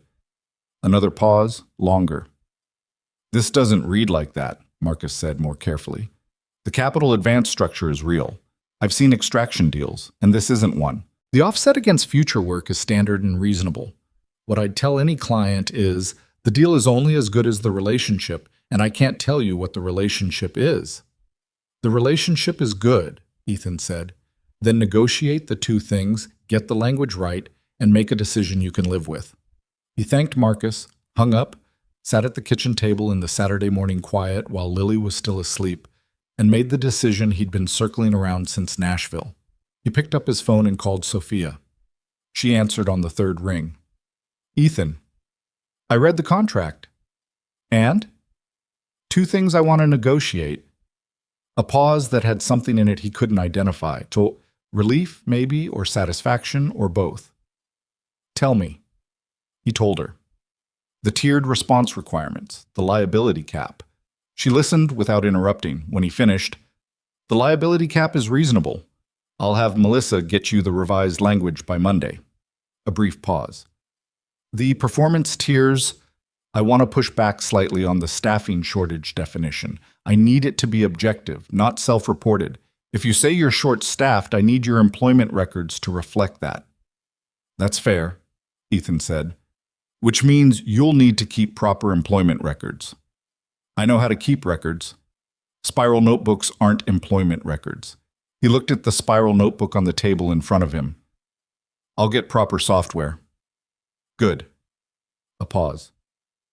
Is that the list? 2 things? That's the list. Ethan. Another pause. Are you going to sign it? He put his hand flat on the table, looked at his palm, the calluses, the scar from the fan belt, the permanent shadow of grease in the lines that even a thorough scrubbing never fully cleared. Hands that had been doing this for 12 years. Hands that knew one thing very well and were being asked to grow into something larger. Yeah, he said. I'm going to sign it. The pause on her end this time was short. Okay, she said. Good. She said it simply, without performance, which he appreciated more than he would have appreciated something more elaborate. I want to start slow, he said. Not because I'm not committed to the scope, because I want to do it right. I'd rather grow into it than overpromise and underdeliver. That's what I'd want too. And I need 60 days before the first equipment comes to my shop. I need to hire at least 1 mechanic before I start taking on your volume. 60 days works. I'll have my fleet coordinator reach out to you in 3 weeks to start mapping the equipment locations and priority units. She paused. Do you have someone in mind for the mechanic position? He thought of a name immediately, with the clarity of someone who'd been thinking about it on and off since Nashville without quite admitting that to himself. Maybe. I'll let you know how it goes. They said goodbye. He sat at the table for a moment. Lily appeared in the kitchen doorway in her pajamas, her hair doing what it did in the mornings. Serious chaos on one side, collapsed flat on the other. Holding her Charlotte's Web in one hand and looking at him with the particular assessment of a child who'd heard the tail end of an adult phone call. That was the tractor lady, she said. It was not a question. Yes. Good news or complicated news? He looked at his daughter, 7 years old, blade of grass bookmark, crease between her eyebrows. Complicated news that I think is good, he said. She came and sat in the chair across from him, put the book on the table face down to save her page. Tell me the non-complicated parts. So he did. He kept it simple. There was a company that needed a lot of machines fixed and they wanted his shop to do it. He was going to need to make the shop bigger and hire some people to help. Lily listened. When he finished, she was quiet for a moment with the book in front of her. Is it scary? She asked. He thought about it honestly, because that was the agreement they had. A little. Is it good scary or bad scary? I don't know yet. She absorbed this. Charlotte was scary at first, she said, in the book, but she turned out to be important. He looked at his daughter. Are you comparing this situation to a spider? I'm saying sometimes things that seem scary are actually important, she said, with the slightly exasperated patience of someone whose metaphor had been slightly too literally received. Fair point, he said. She picked up her book, then put it down again. Dad? Yeah. The school trip, the one Mrs. Calloway sent home about. He thought of the envelope he'd put face down on the counter. It was still there. He'd moved it to the kitchen counter, which meant it had moved from face down to face down in a different location. Yeah, he said. It's $35, she said. I looked. He met her eyes. 7 years old, and she'd looked up the price because she knew he would, and she wanted to have the information herself instead of waiting to find out from the envelope. "I know," he said. "You're going." She held his gaze for a moment. "You sure?" "I'm sure." She looked at him for another second, with the evaluating expression she had that was too old for her face, in a way that had nothing to do with precocity and everything to do with circumstance. Then she nodded, picked up her book, and went back to her room, and Ethan Cross sat at the kitchen table in the Saturday morning quiet and turned the word yes over in his mind like something he was just getting used to the weight of. The man he'd thought of was named Dale Pruitt, and he was 54 years old and had been the lead mechanic at the John Deere dealership in Harlan for 19 years before the dealership was bought by a regional chain that brought in their own team and restructured the existing staff out of existence with the particular corporate politeness that made getting fired feel like a scheduling adjustment. Ethan had known Dale for years, not closely, but in the professional way of people in the same trade in a small region, bumping into each other at supplier pickups, or running into the same diagnostic mystery and trading notes. Dale was the kind of mechanic who approached a machine the way a surgeon approached a patient, with respect, with attention, and with the quiet conviction that carelessness was a moral failing rather than just a professional one. He called Dale on a Monday. "I heard you were thinking about expanding," Dale said immediately, before Ethan had gotten through more than 2 sentences. Ethan stopped. "Where did you hear that?" "Ruth Ann at the library mentioned you'd been printing out a long contract document. In Millhaven, that's a headline." "That woman," Ethan rubbed his forehead. "Yes, I'm expanding. I'm looking for a lead mechanic. I thought of you." A pause. "What does the work look like?" "Agricultural equipment primarily. I've contracted with a company called Langford Agricultural Holdings to be their primary maintenance provider in this region. It'll start with their equipment and may grow beyond that." "Langford." Dale was quiet for a moment. "That's Sophia Langford's operation." "You know her?" "I know of her. She bought 4 8R series tractors from the dealership in Harlan about 4 years ago. Paid cash, which I remember because nobody pays cash for a 400 series tractor." Another pause. "What are you paying?"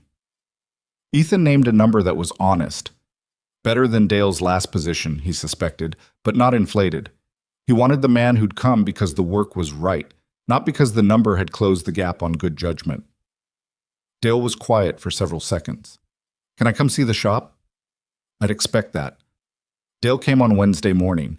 He walked through the space slowly, the way a person walked through something they were imagining rebuilt, pausing at the hydraulic lift, looking at the ceiling, crouching to look at the floor in the corner where Ethan had been meaning to fill a crack for 2 years. He opened the storage cabinet and looked at the parts inventory. He picked up the spiral notebook from the workbench, looked at it, and set it down without comment, which itself was a comment. Then he stood in the middle of the bay and looked at Ethan. "What does expansion look like?" he asked. Ethan told him. The adjacent land, the plan for 2 additional bays, the equipment acquisition timeline based on the capital advance from Langford. Dale listened without interrupting, which was a quality Ethan had learned to read as either disinterest or the deepest form of attention, and in Dale's case was clearly the latter. "You'd have the title business owner," Dale said when Ethan finished. "What does that mean practically? Are you going to be hands-on, or are you going to be management?" "I'm going to be both," Ethan said. "I don't know how to not be hands-on. When things get bigger, you're going to have to figure it out. When things get bigger, I'll deal with that. Right now, I need someone who knows agricultural equipment at a level I trust." Dale put his hands in his pockets. He was a tall man, lean in the way of people who'd spent decades doing physical work without ever having to think about it. He had gray at his temples and a way of standing that suggested a person who had made up his mind about most things and was selective about what he revisited. "I'll take it," Dale said. Ethan looked at him. "You're not going to think about it?" "I've been thinking about it since you called on Monday." "That's 4 days." "Some decisions take 4 days." Dale pulled his right hand out of his pocket and offered it. "When do we start?" Ethan shook it. 6 weeks. I need permits, and I need to at least break ground on the addition before I can bring in a second body. I'll be here in 6 weeks. Dale looked around the bay one more time, the assessing look of a man already solving problems that didn't officially exist yet, You're going to need to do something about that crack in the floor before you pour anything new. I know. And the roof on the south side. I know. And the... Dale? Yeah. I know about all of it. That's why I'm doing this. Dale almost smiled. Not quite, but almost. All right, he said. 6 weeks. The permits took longer than 6 weeks. They took 10 because the county building office moved at the speed of a county building office, and because the site survey turned up a drainage question that required a separate consultation, and because 2 of the 3 contractors Ethan called for the addition either didn't call back or gave him a number that assumed he was someone else. He found the right contractor through Dale, who knew a man in Harlan named Victor Reyes who did commercial builds at honest rates and had a crew that showed up when they said they would, which Victor presented as a basic professional standard and which Ethan found, by contrast with his earlier contractor conversations, genuinely refreshing. The capital advance from Langford hit his business account on the 31st day after he signed the contract, in a transfer that was preceded by an email from Melissa Crane with wire transfer details and a note from Sophia that said simply, "Use it well. Talk soon." He looked at the number in his account for a long time. Then he called Victor Reyes and told him to start. The construction was disruptive in the way that building onto a working shop was always disruptive.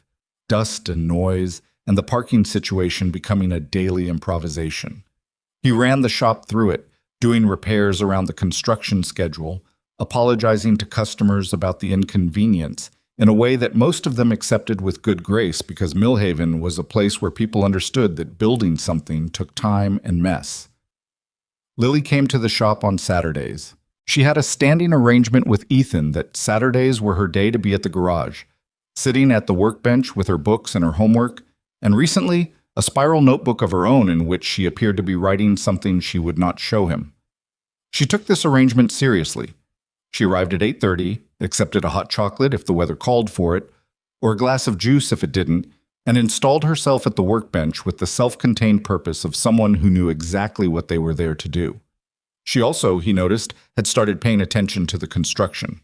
She watched Victor's crew with focused interest and once asked one of the workers, a young guy named Chris, what the purpose of a specific piece of framing was.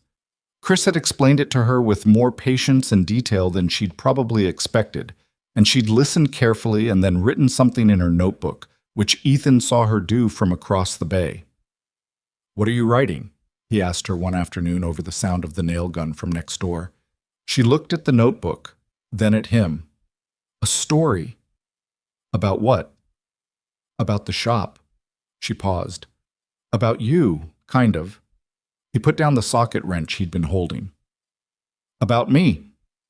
"About someone like you." She turned the notebook slightly away, the instinctive protection of a person who wasn't done yet. "It's not done." "Okay." "You can't read it until it's done." "I won't." She looked at him with the evaluating look, then appeared satisfied that he meant it and went back to the notebook. He went back to the job he was working on, a transmission overhaul on a truck that had come in from 2 towns over, referred by a farmer who'd heard about the Langford contract from someone at the co-op and had decided that a shop Sophia Langford trusted was probably worth the extra drive. That had been happening. Not a flood, a trickle. A few new customers who'd heard something or heard about something and had made their way to Millhaven with their problems. Word traveled in rural communities through the mechanisms that had always moved it. Conversations at feed stores, mentions at church, the reliable gossip infrastructure of the co-op and the diner. What had traveled was not the full story. Most people didn't know the full story, but a version of it. That mechanic in Millhaven, the one who fixed Sophia Langford's tractor. Good work. Fair prices. That was enough. That was more than enough. He was thinking about this, in the idle way you thought about things while your hands were doing something else, when his phone rang. He looked at it. Sophia. He wiped his hand on a shop rag and answered. "Hey, how's the construction going?" "Slower than I wanted, and exactly how fast Victor said it would go." A sound that was almost a laugh. "That's a contractor truth right there. He said 8 weeks from permit. We're at 6. The framing is up on both new bays. Electrical is next week." Good. A pause that had something purposeful in it. I'm calling because I have something I want to discuss, and I wanted to call rather than email. He straightened up from the transmission, because this was a standing straight conversation. Okay. My equipment coordinator, a man named Phil Derry, is going to be in your area Friday. He manages our regional fleet, the 40 machines we've assigned to your contract initially. He wants to come and meet you, see the facility, get a sense of how you work. That's reasonable. It is. But I want to prepare you for Phil. Ethan waited. Phil has been with the company for 11 years. He was skeptical of this contract from the beginning. Not because of you personally. He doesn't know you personally. Because his instinct is always toward larger vendors, established operations, more infrastructure than you currently have. He advocated internally for going with a regional chain out of Lexington. Ethan took that in. And you overruled him. It's my company, she said, without apology. But Phil is good at his job and his concerns were legitimate from a risk management perspective, and he's going to come to your shop looking for reasons that he was right. You're telling me this why? Because I want you to know what you're walking into, not to change how you operate. Don't change how you operate. But so you're not blindsided if he asks hard questions. Ethan looked at the transmission on his workbench. The work in progress, half finished, doing what work always did, waiting for him to come back to it. What kind of hard questions, he said. Capacity questions, staff questions. He'll want to see your documentation system, how you track work orders, parts, maintenance history. He'll want to know how you handle emergency calls when you're already at full capacity. He's going to look at the construction and see how far it is from done and calculate whether the timeline is real. The timeline is real. I know that. Show him. Sophia. He paused. What happens if he goes back and makes a compelling case against the contract? A pause that was measured rather than uncertain. He can make whatever case he wants. He's my coordinator, not my board. The decision is made. Another pause. But I'm not going to pretend that his confidence in the arrangement doesn't matter operationally. He's the one who'll be managing the relationship day to day. If he walks into your shop Friday and walks out dismissive, that's going to make things harder than they need to be. So you want me to impress him. I want you to be yourself and let that do what it does. He almost said, that's a nice sentiment, but it's not an answer. But he stopped because she had given him the real answer already. About Phil's concerns, about the documentation system, about what the man would be looking for. That was the preparation. The rest was the work. I'll be ready Friday, he said. Ethan. A pause. The documentation system. I know. The spiral notebook. I know, Sophia, I'm getting software. I sent you an email 2 weeks ago with 3 recommendations. He had, in fact, not opened that email. I'll look at it tonight. Tonight, she said, in a tone that was not quite a warning. Tonight, he confirmed. She hung up. He stood in the bay for a moment, holding his phone with the transmission unfinished in front of him and the framing of the new bays visible through the temporary plywood wall that separated the existing shop from the construction. He thought about Phil Derry, 11 years with the company, advocating for a regional chain from Lexington, walking into this space on Friday with the practiced eye of someone who knew what operational capability looked like and what it didn't. He thought about Dale, who was starting in 3 days. He thought about Victor's crew and whether the electrical could be moved up, and whether the answer was almost certainly no because you couldn't move up electrical, but the question was worth asking. He thought about the spiral notebook on the workbench and the management software email sitting unread in his inbox. He thought about Lily writing a story about someone like him in a notebook she wasn't ready to show yet. He pulled up the email. Read the 3 software recommendations. Looked at the pricing and the feature lists with the same methodical attention he brought to diagnostic specs. Picked the one that had the best documentation trail and the clearest mobile interface, because half his work happened away from a desktop and he needed something he'd actually use. He set it up that evening at the kitchen table, entering his existing work orders manually, building the system from the present rather than pretending the past was something he could reconstruct. It took him 4 hours. His eyes hurt by the end of it, and his coffee had gone cold twice. But when he finished, he had a system that Phil Derry could look at on Friday and see that it was real. Lily appeared in the kitchen doorway at 9:15 when she should have been asleep. "You're still up," he said. "I was writing." She looked at the laptop screen. "What are you doing?" "Setting up software. For the shop." She came and looked over his shoulder, looked at the screen for a moment. "It looks organized." "That's the point." "Is it for the Friday visit?" He looked at her. "How do you know about the Friday visit?"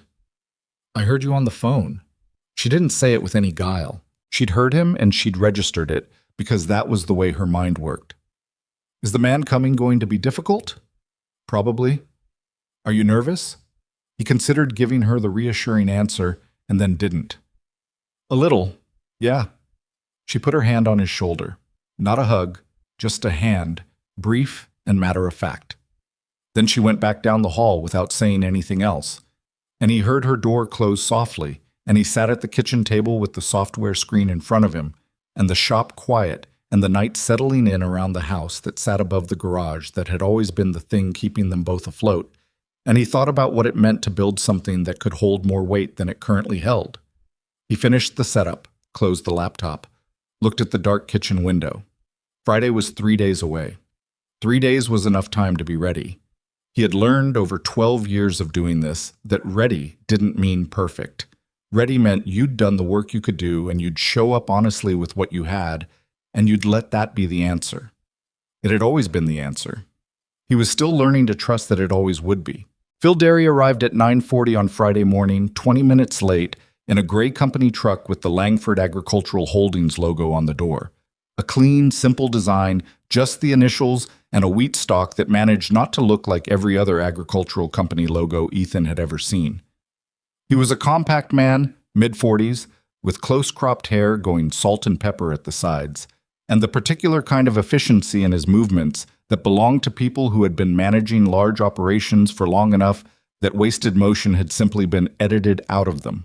He wore a collared shirt with the company logo on the chest and work pants that were clean but not new, which told Ethan something about him before he opened his mouth. He got out of the truck and looked at the shop the way Ethan might have looked at an engine he'd just been handed, with the quick, comprehensive scan of someone building a preliminary assessment before committing to an opinion. His eyes went to the sign, the parking lot, the Pontiac that was still there, the construction visible behind the main building. He took maybe 4 seconds to do this. Then he walked toward Ethan with his hand out. "Phil Derry," he said, "Fleet Coordinator, Southeast Region." "Ethan Cross." They shook. Phil's grip was the grip of a man who used his hands and wasn't performing. "Come in." He'd spent the 3 days since Sophia's call getting the shop ready in every way he could get it ready. The floor crack had been filled. The workbench had been organized with the kind of deliberate clarity that came from removing everything and putting back only what had a reason to be there. The new management software was running on a tablet mounted near the main workstation, displaying the current work order log in a way that was legible from a reasonable distance. The temporary plywood wall between the existing shop and the construction had been cleaned up, the debris cleared, so when you looked through the open section you saw framing and concrete and electrical conduit in progress, which was the honest state of things, but at least it was an organized, honest state of things. Dale was in the bay working on the first piece of Langford equipment they'd received for a scheduled service, a utility tractor that Phil's team had sent over 2 weeks ago as what Ethan understood to be a test run. Dale had spent 2 days on it with the kind of thorough attention he brought to everything, and it was currently on the lift with Dale's legs visible beneath it, the clean scrape of a socket wrench audible. Phil noticed Dale immediately. "That's your lead mechanic?" Dale Pruitt, 19 years at the Harlan John Deere dealership before it was bought out. Phil's expression shifted slightly in a way that wasn't quite visible unless you were looking for it. "I know the Harlan operation, good reputation." "Dale is the reason it had one." Phil walked toward the lift. "Dale," he said it loud enough to carry. Dale rolled out from under the tractor on the creeper, looked up at Phil without particular expression, and said, "That's me. Phil Derry. I manage the fleet that's going to be coming through this shop." "I figured," Dale said. He didn't stand, didn't perform, just looked up at Phil from the creeper with the equanimity of a man who had nothing to prove to anyone before 9 in the morning or after. You want to know what I found? Yeah. Hydraulic filter was 3 months overdue for service. Somebody changed the engine oil but missed the hydraulic. PTO engagement is sloppy. There's wear on the clutch pack that's been building for a while. I'd rate it at about 60% of design specification. Left rear tire is losing about 4 psi a week. Slow leak at the valve stem. Easy fix, but it'll get worse if it's ignored. He paused. Whoever did your last service on this unit cut some corners. Phil's jaw moved in a way that was not quite a wince. Who's been servicing it? You'd know better than I would, Dale said. I'm just telling you what I found. Phil looked at the tractor. Looked at Dale. A brief assessing look that had something in it besides skepticism. The beginning of something else, though it hadn't resolved into anything yet. Write it up, Phil said. It's already written up. Dale gestured toward the tablet on the workstation. Work orders in the system, parts needed, labor estimate, completion timeline. Phil walked to the tablet, read the work order, read it again. He had the concentrated look of a person reading something twice, not because they didn't understand it, but because they were verifying that they understood it correctly. He turned back to Ethan. Show me the rest of the facility. Ethan walked him through it. The main bay, the storage and parts area, the small office, which was really a corner with a desk and a filing cabinet, and the tablet setup, but organized enough to function. Then outside, through the gap in the temporary wall, into the construction zone where Victor's crew was running electrical conduit in the framing of the first new bay. Victor himself was there, a compact man in his 50s with a yellow hard hat and the unhurried competence of someone who'd been building things in Kentucky for 30 years and had stopped being interested in appearing busy. Ethan introduced them. Victor shook Phil's hand and, without being asked, walked him through the construction timeline with the same directness he'd used with Ethan from the beginning. This was what was built. This was what remained. This was the completion date, assuming no more drainage surprises, which he'd already addressed. And the second bay, Phil said, looking at the framing.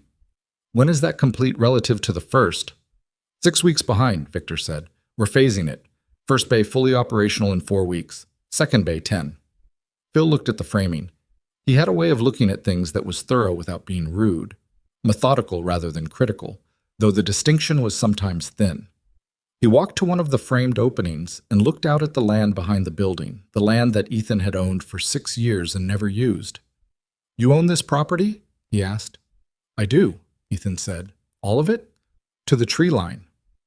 Phil did the math quietly. You could see him doing it, the slight narrowing of his eyes that meant numbers were being arranged. That's enough for a third bay if you needed it. Eventually, maybe. Not eventually. Eventually is now, in this industry. Equipment doesn't wait. Ethan looked at him directly. I'm not going to overbuild before I know what the actual demand looks like. I'd rather have the capacity I need and earn more than have more than I need and carry the overhead while I figure it out. Phil looked at him for a moment. That's a cautious position. It's an honest position. Something shifted in Phil's expression, not softening exactly, more like an adjustment of calibration. He looked at the construction once more, then turned back toward the main shop. They went back inside. Phil sat down at the desk in the office corner and Ethan pulled the second chair around, and Phil opened the laptop he'd been carrying and set it on the desk between them, and they went through things in the way that a fleet coordinator and a contractor went through things. Methodically, specifically, without sentimentality. Phil asked about response times.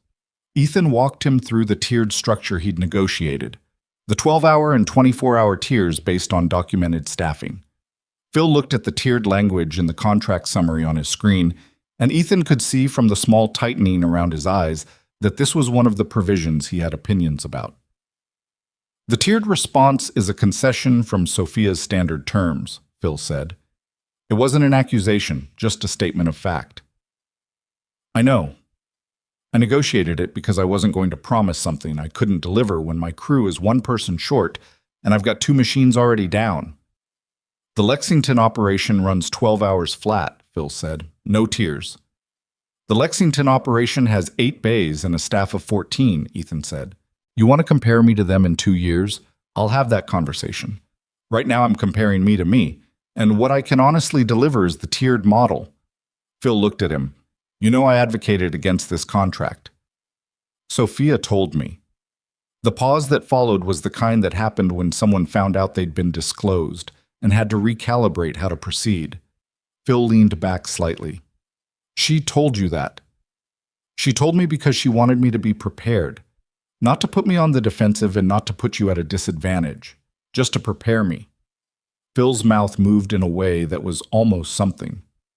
That's very Sophia, he said, not unkindly. Is it? She believes in information. He looked at the screen. She thinks most problems come from people not having the right information at the right time, and she fixes it by giving everyone the information and letting them deal with it. He paused. It's effective, mostly. Also, occasionally uncomfortable. Ethan almost smiled. I noticed. Phil looked at the work order system on the tablet. Walk me through how you track a job from intake to completion. Ethan walked him through it. The intake flow, the diagnostic documentation, the parts ordering integration, the technician assignment, the completion sign-off that generated the customer record automatically. He'd built the workflow over the past 3 weeks in pieces, learning the software at night after Lily was in bed, making mistakes and correcting them, building something that was genuinely functional rather than impressive-looking and empty. Phil asked questions throughout. Good questions. Specific, targeted, the questions of someone who knew what could go wrong in a fleet management relationship and was checking whether Ethan had thought about those same things. What happened when a part was back-ordered and a machine was down? How Ethan communicated status to the equipment manager? What the escalation path was if a repair revealed a larger problem than initially diagnosed and the cost estimate needed to change? Ethan answered each one. Not all of them perfectly. There were 2 where he said flat out that he hadn't fully worked out the protocol yet, and he said what his working plan was and acknowledged that it needed refinement. He didn't dress those answers up. He gave them straight. Phil made notes on his laptop. He made a lot of notes. Whether the notes were positive or negative was impossible to read from his expression. At 11:30, Phil closed the laptop and looked at Ethan across the desk. I want to be honest with you, Phil said. That's what I'd want. When Sophia told me she was contracting with a one-bay shop in Millhaven, Kentucky, my first reaction was that she'd let a good personal experience override good operational judgment. I've seen that happen before. Someone meets an impressive individual and extrapolates that to mean the organization around them is equally impressive, and usually the organization isn't. Ethan held his gaze and didn't say anything. Phil was still talking. What I'm seeing here is different from what I expected to see, Phil said. The work order on that utility tractor is more thorough than anything I got from the Lexington outfit on the same type of machine. Your lead mechanic identified a problem that Lexington's last service missed entirely. Your documentation system is functional and it's being used, which sounds like a low bar, but you'd be surprised. He paused. The facility is not what it's going to be, but I can see what it's going to be, and the plan is credible. Ethan waited. I still have concerns about capacity during the expansion period, Phil said. If 3 machines come down simultaneously in month 2 and your second bay isn't operational, I need to know how you handle that. I bring in a mobile unit, Ethan said. I've already identified 2 used service trucks I can acquire within the capital budget, and Dale can run mobile calls while I hold down the shop. It's not the same as having 3 bays, but it's a real answer. Phil looked at him for a moment. You thought about that before I asked. I thought about every version of 3 things going wrong at once that I could come up with, Ethan said. Because that's what happens. A pause that was different from the earlier pauses. Something had shifted in the room. Not dramatically, not with any announcement, but shifted in the way that things shifted when 2 people who'd started as adversaries found an unexpected common ground. All right, Phil said. He opened his laptop again, typed something brief. I'm going to recommend to Sophia that we proceed on the original timeline. I'm also going to recommend that we add a 30-day review at the 60-day mark to assess capacity against actual volume. Not a punitive review, an information review, so we can adjust if the volume is higher than anticipated. That's reasonable, Ethan said. I'll also recommend that we assign you a dedicated contact on my team, someone who knows the equipment and can give you complete service histories. You shouldn't be going in blind on machines you haven't seen before. I'd appreciate that. Phil closed the laptop again and stood, and Ethan stood with him. They shook hands at the desk. "You know what I think?" Phil said, holding the handshake for a moment. "I think Sophia was right. I don't say that easily." "I appreciate you saying it. Don't thank me. I'm still going to hold you to the metrics." He released the handshake. "But I'm going to do it in good faith." "That's all I'd ask for," Ethan said. Phil picked up his laptop and walked out of the office corner and through the bay, pausing for a moment near the lift where Dale was still working. Dale had apparently followed enough of the conversation to know roughly how it had gone, because he gave Phil a brief nod as he passed that contained a calibrated amount of acknowledgement. Phil gave a brief nod back. Then he walked out to his company truck, got in, and drove out of the lot, and Ethan stood in the doorway of his shop and watched the truck turn onto the county road and disappear in the direction of the highway. Dale rolled out from under the tractor. "Well," Dale said, "he's going to recommend we proceed." Dale grunted. "I figured when he stopped arguing." "Was that what that was?" "That's what a man who's changing his mind looks like," Dale said. "He stops pushing and starts asking different questions." He sat up on the creeper and stretched his back with the practiced motion of someone dealing with a decade of concrete floors. "He's competent, that one." "Yeah," Ethan said. "He is." Dale stood and went back to the tractor, because there was still a clutch pack that needed attention, and a valve stem that needed replacement, and work that didn't stop because a meeting had gone well. Ethan went back to the transmission overhaul he'd put aside for the morning. The shop fell back into its working rhythm. The sound of tools, the radio on the workbench, the distant noise of Victor's crew running conduit in the framing next door. The first 4 months of the Langford contract were hard, in the way that growing pains were always hard. Not bad exactly, but grinding.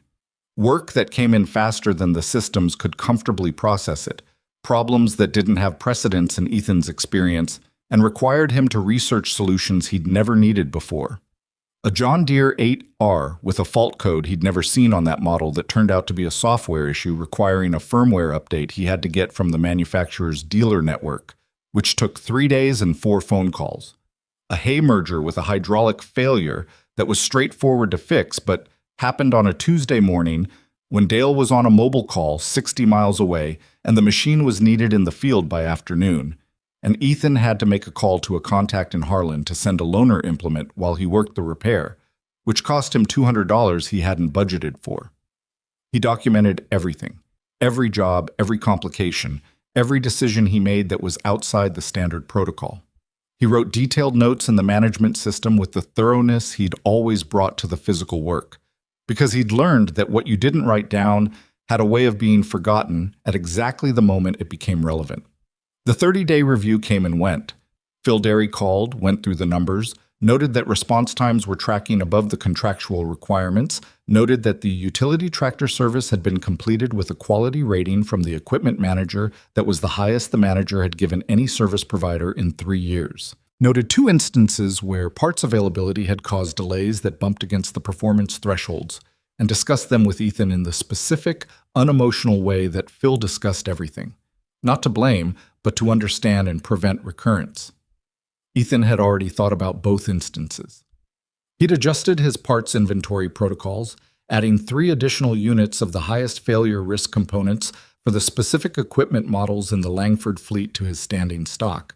It cost him money he'd budgeted carefully to have, but the alternative, waiting on parts and failing a response window, was more expensive in every way that mattered. "You already addressed it," Phil said when Ethan told him. "Before you called." "Good." Phil paused. "The second bay is on track?" "Victor says 2 weeks. Does that mean 2 weeks, or does it mean Victor weeks?" "In this case, Victor means Victor. He's been accurate every step so far." "All right." A pause. "Sophia wants to expand the scope in Q2, add another 18 machines from our Central Kentucky cluster. I want to see how the next 6 weeks go before I sign off on that." 6 weeks is fair. I know it's fair. I'm telling you because I want you prepared for the possibility." Another pause. "Don't get comfortable." "I'm not," Ethan said. "Good." Phil hung up. Ethan put the phone down and looked at the shop. Both bays running, Dale at one lift and a second mechanic named Tanya Birch at the other. Tanya had come to him through a referral from Dale, a 38-year-old woman who'd done diesel mechanics in the Army for 8 years and commercial equipment repair for 6 years after that, who was efficient and exacting and had no patience for shortcuts, which meant she fit the operation the way a correct part fit a machine.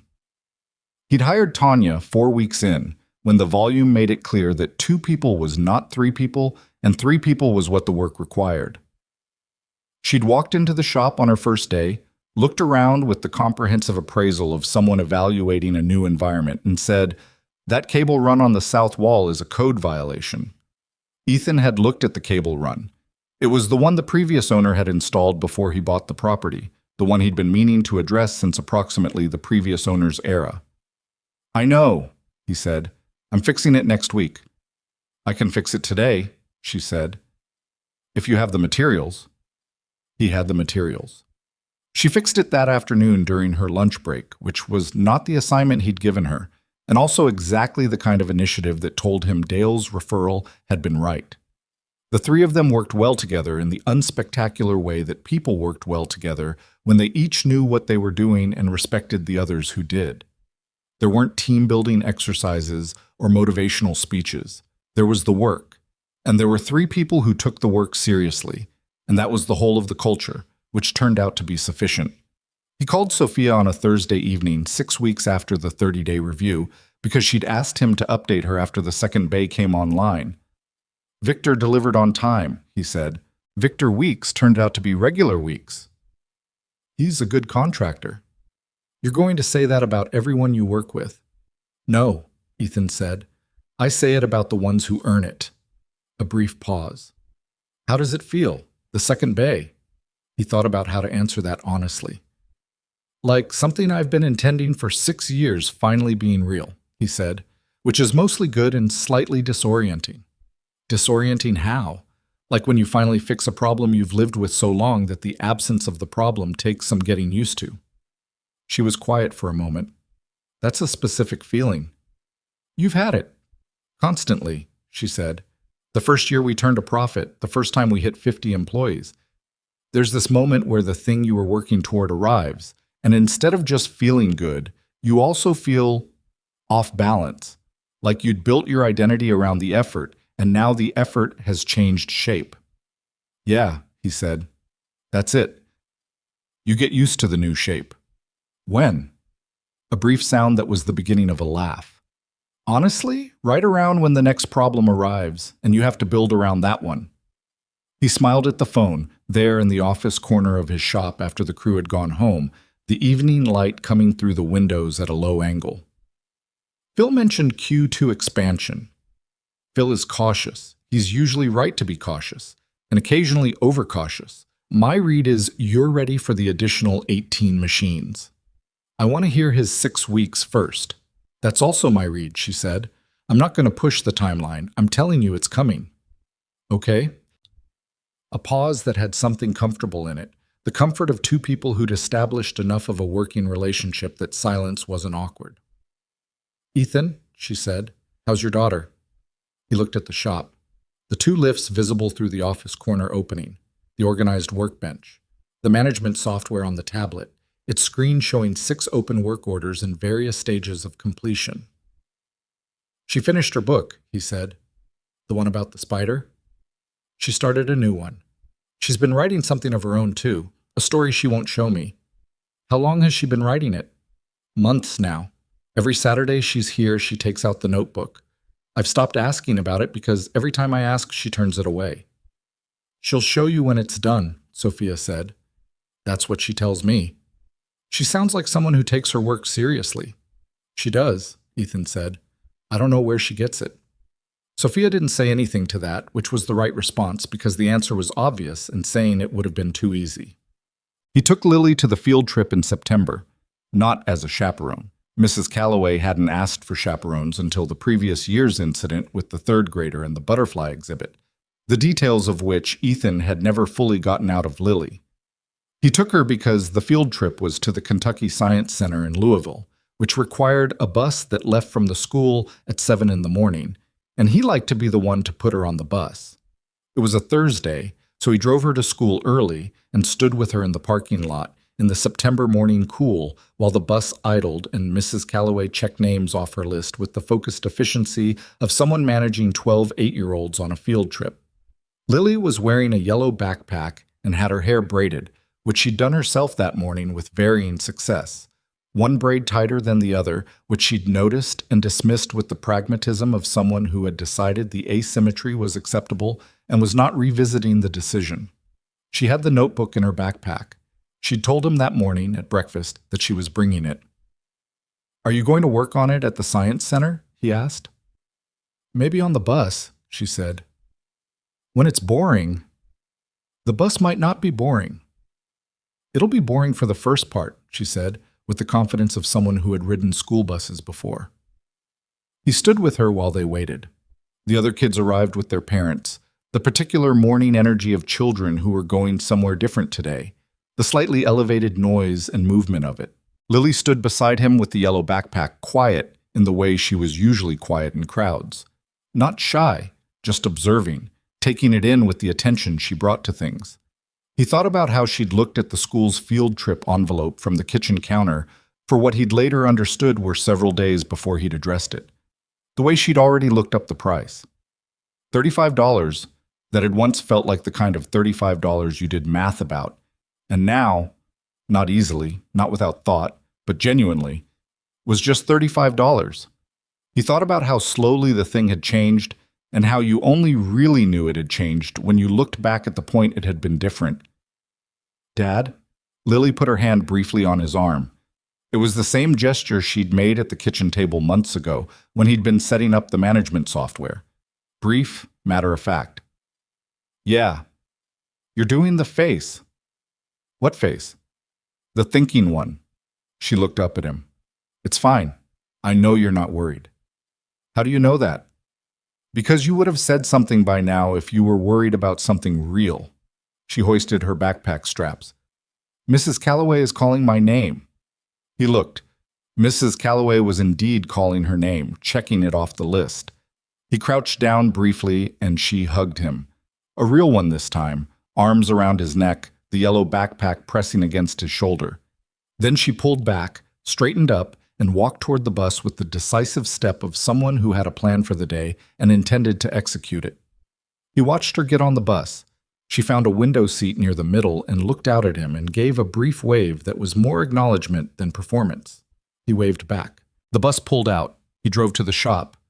Dale was already there when he arrived, coffee made, the first work order of the day pulled up on his tablet. Tanya arrived 10 minutes later, changed into her work clothes in the small bathroom near the office, and was at her bay by 7:40.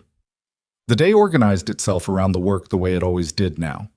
The comfortable, demanding rhythm of a shop that had enough work to fill its days and enough people who knew what they were doing to meet it. At 11 o'clock, Ethan was in the middle of a diagnostic on a harvester header that Phil's team had flagged as priority when his phone rang. He almost didn't answer it. The diagnostic was at a stage where stopping was inconvenient, but he looked at the screen and saw it was Sophia and answered. "I have news," she said. Something in her voice was different, not urgent, but alive in a way that was different from the professional voice she used for operational calls. "Good or bad?" he said. "Depends how you feel about the Farm Equipment Manufacturers Association." He straightened up from the harvester. "I don't have feelings about them." "You might develop some." A brief pause. "They have an annual Excellence in Service Award. It's given to independent repair operations that demonstrate a specific combination of technical quality, customer documentation, and ethical practice. They survey equipment owners, review service records, look at complaint histories." Ethan was still. "Phil submitted your operation for consideration 3 weeks ago," Sophia said, "without telling me, which means he either forgot to mention it or decided it was the kind of thing he could do without checking with me first, which for Phil is a notable shift." Ethan looked at the harvester, looked at Dale across the shop floor. "I didn't win it," he said, "because that was the most likely conclusion." "You're a finalist," Sophia said, "which in 22 years of this award being given, no operation in its first year of full commercial operation has ever been." He didn't say anything. "Ethan, I heard you." "Phil doesn't submit names for things he doesn't believe in," she said. "He submitted yours." He put his free hand on the side of the harvester. The metal was warm from the shop. He could feel the texture of it. Old paint, slight surface rust in the seam where the panel met the frame. The small physical reality of a machine that existed and had problems and needed someone to pay attention to it. "When do they announce?" he said. "Industry conference in Louisville, December." December was 3 months away. "Okay," he said. "That's all you have to say?" He thought about what he had to say. "I don't know what I'm supposed to feel about something like that," he said honestly. "I'm still figuring out how to feel about the second bay being done." She was quiet for a moment. "I know," she said, and the way she said it meant she actually did know. Had been there herself, in some version of it. "Is Phil there?" Ethan said. "Can you—" "He's in Louisville this week. When he gets back, will you tell him—" He stopped. "What did you tell a man who'd spent 3 months looking for reasons to doubt you and then submitted your name for an industry award?" "Tell him what?" Sophia said. "Tell him I said thank you," Ethan said, "and that I'll try to deserve it." A pause. "I'll tell him," she said. "He'll say something like he should." "That's fine," Ethan said.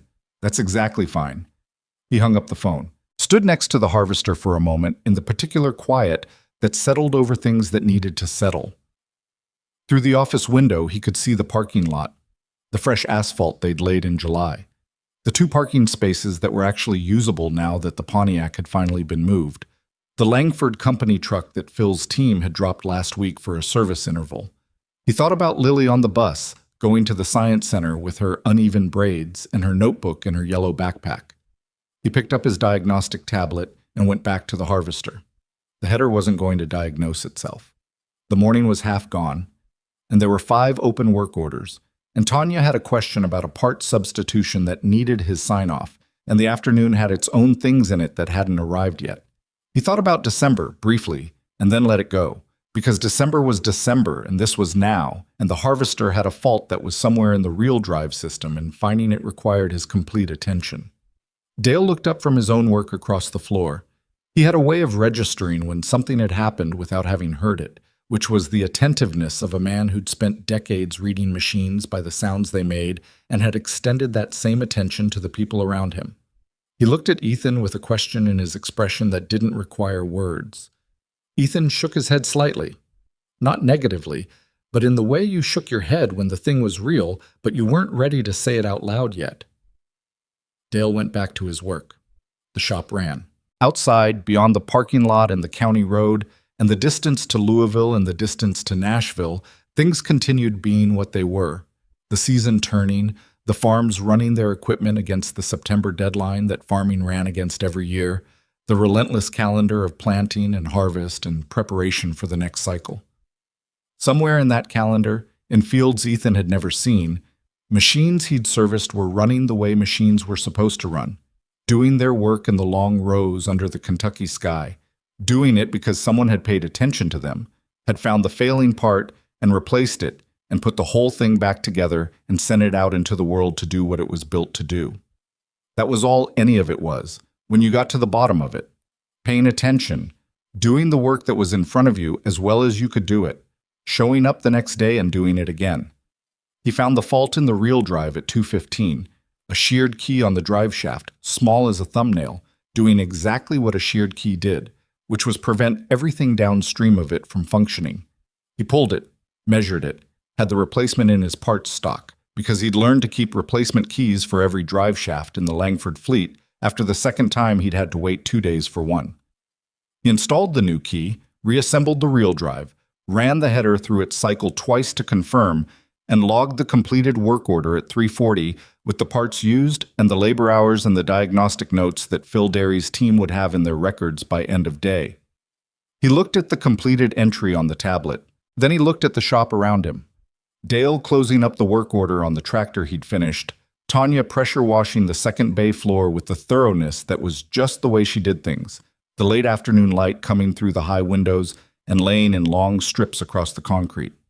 He thought, briefly, about the man who'd owned this building before him, the previous owner who'd put in that non-code cable run and never fixed the floor crack and let the south roof go until the water stain in the back room was a permanent feature of the landscape. He didn't think badly of that man. He thought about what it meant to be in a place and not have the resources or the energy or the future to maintain it, and about what it meant to have those things and use them. He picked up his phone and texted Lily. "How was the science center?" She texted back 11 minutes later, which meant the bus was somewhere between Louisville and Millhaven. "Good. They had a thing about bridges. I have a question about load distribution." He smiled at the phone. "Ask me when you get home," he typed back. "I already wrote it down," she replied. He put the phone in his pocket and went to help Tanya with the bay. The question about load distribution turned out to be more involved than Ethan had expected. Lily had written it in the notebook, not the story notebook, a different one she'd started keeping for questions, which he'd discovered was a separate project from the story and had its own organizational logic he didn't fully understand. The question was about how weight distributed across a suspension bridge versus an arch bridge, and why the Kentucky Science Center exhibit had shown them differently, and whether that was why some bridges lasted longer than others, or if longevity was a different variable entirely. He sat at the kitchen table with her for 45 minutes that evening, drawing diagrams on the back of an envelope, explaining tension and compression, and the difference between a load that was pulled and a load that was pushed. She asked follow-up questions with the relentless specificity of someone who wouldn't accept a partially complete answer, and he found himself going further than he'd intended. Into materials science, into why concrete behaved differently under tension than under compression, into the reason a cable could hold enormous weight pulling down but would buckle immediately if you tried to push it. At some point she stopped writing and just listened. The notebook closed in front of her, her chin in her hand. "What?" he said. "Nothing." She looked at him. "You like explaining things." "I like understanding things." "Same thing, though, kind of." He thought about that. "Maybe," he said. She picked up the notebook and wrote something, and he didn't ask what. That night, after she was asleep, he sat in the kitchen with a glass of water and thought about December. The Farm Equipment Manufacturers Association conference in Louisville. The finalist announcement that Sophia had delivered with that particular alive quality in her voice. He thought about Phil Derry submitting the nomination without telling anyone, which was the act of a man who'd moved past skepticism into something else, something that had taken 4 months and a utility tractor service and a 30-day review and 6 weeks of documented performance data to produce. He thought about what winning would mean and what not winning would mean, and concluded honestly that the finalist designation was already more external acknowledgement than he'd had in 12 years of doing this work, and that if it stayed there, if December came and the award went to someone else, it would still be true that Phil Derry had looked at his operation after 3 months and thought, "This is worth nominating." That was not a small thing. He went to bed at 11. He was asleep before 11:15, which was the sleep of someone who'd used their body during the day in a way that made arguments against sleep irrelevant. October arrived, and with it, the Q2 expansion that Phil had been holding off on.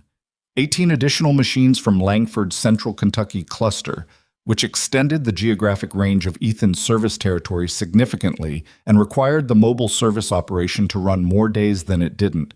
He bought the second service truck in October, a used F550 with a utility bed that he spent 2 weekends converting with Dale, adding the tool storage and the parts drawers and the generator mount that made it functional rather than just a truck with potential.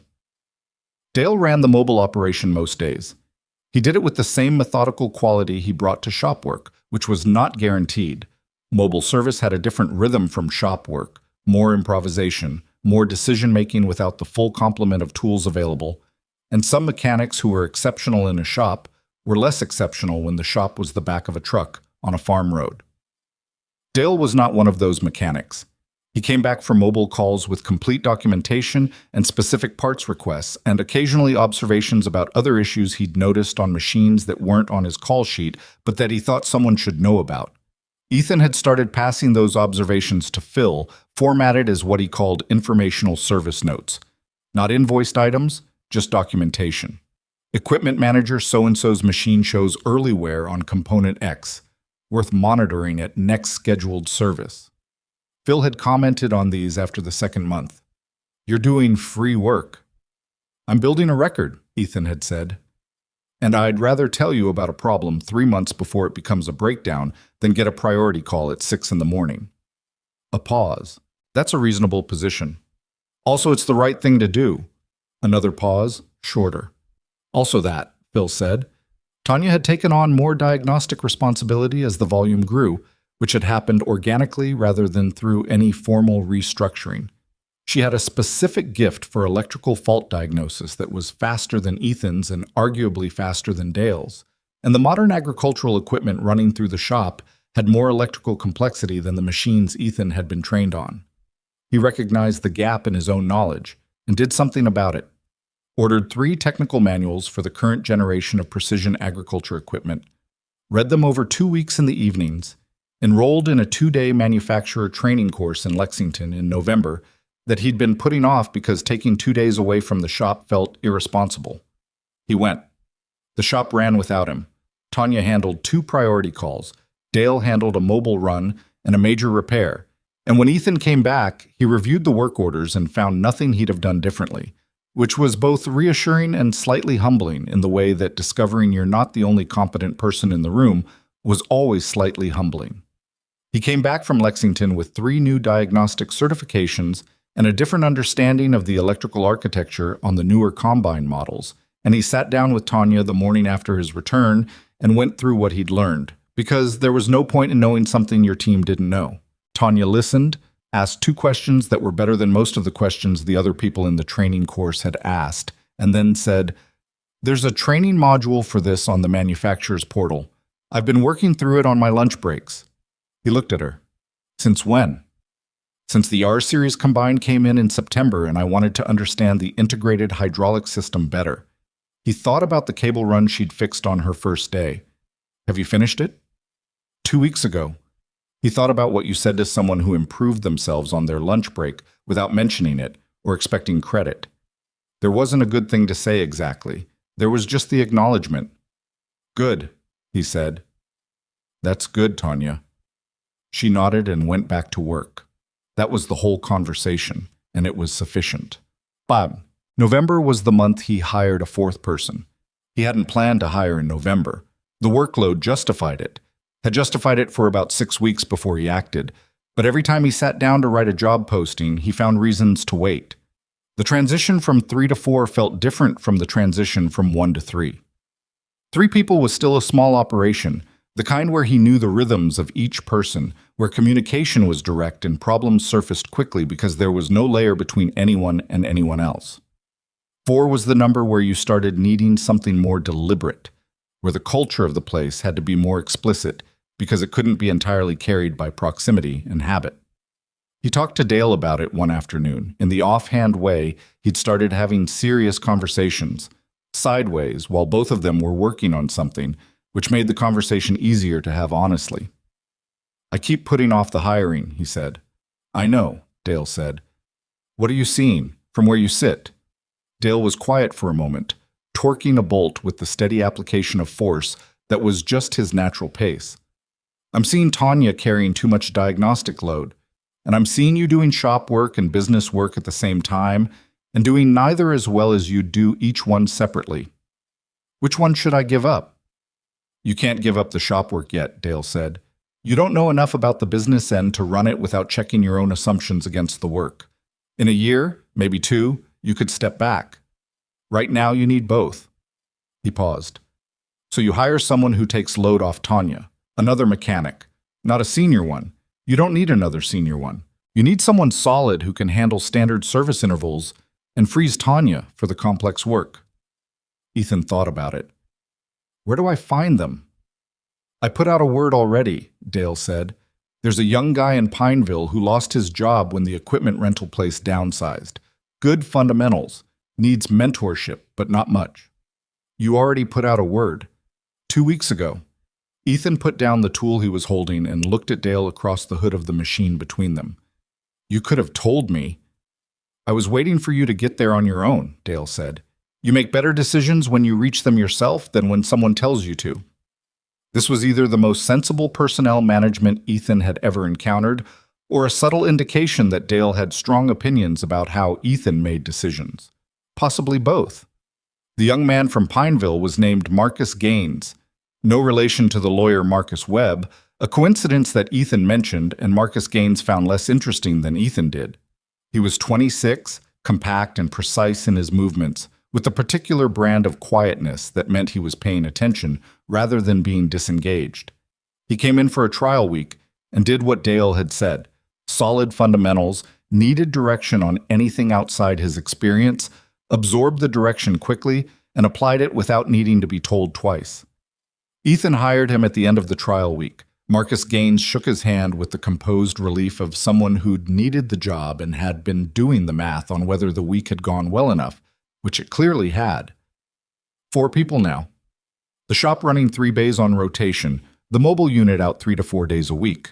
A management system that logged everything and that Ethan reviewed every Sunday morning for an hour before the week began, looking for patterns, for things that were working well and needed protecting, for things that were fraying and needed attention. He thought sometimes about the spiral notebook. It was still on the workbench. He kept it there, not as a working tool, but as a fact, a reminder of what the starting point had been. The distance between the spiral notebook and the management system on the tablet was not just a software upgrade. It was a 1.5 years of decisions, most of them made under uncertainty, most of them made without full information, all of them made with the same basic principle that had apparently started this whole thing. Do the work right. Charge what's fair, tell the truth. It was not a complicated principle. Ethan had never thought it was particularly remarkable. The remarkable thing, it turned out, was how rare it was in practice. Not because people were dishonest by nature, but because the pressures of running a business at the margin created 1,000 small opportunities to cut a corner, to charge for something you didn't quite do, to tell a customer what they wanted to hear rather than what was true. Every one of those opportunities was a small test, and most people failed some of them most of the time. Not because they were bad people, but because they were under pressure and the corner was right there. He hadn't failed them. Not because he was exceptional, but because he'd decided early that failing them would cost him something he cared about more than the short-term gain. He'd made that decision in a context where the stakes seemed small. A woman with a broken tractor, a bill he could have inflated and didn't. And it turned out that the context hadn't been small at all.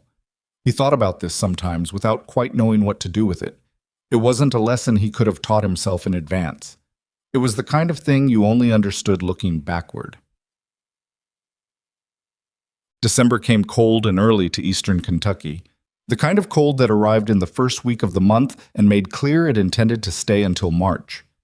Ethan drove to Louisville on a Wednesday morning with Dale in the passenger seat, because Dale had said he was coming and Ethan hadn't thought of a good reason to tell him not to. They drove mostly in silence, which was their natural mode. The highway ran through country that was bare-treed and gray in the December morning, the hills stripped of their summer cover, the sky the color of old aluminum.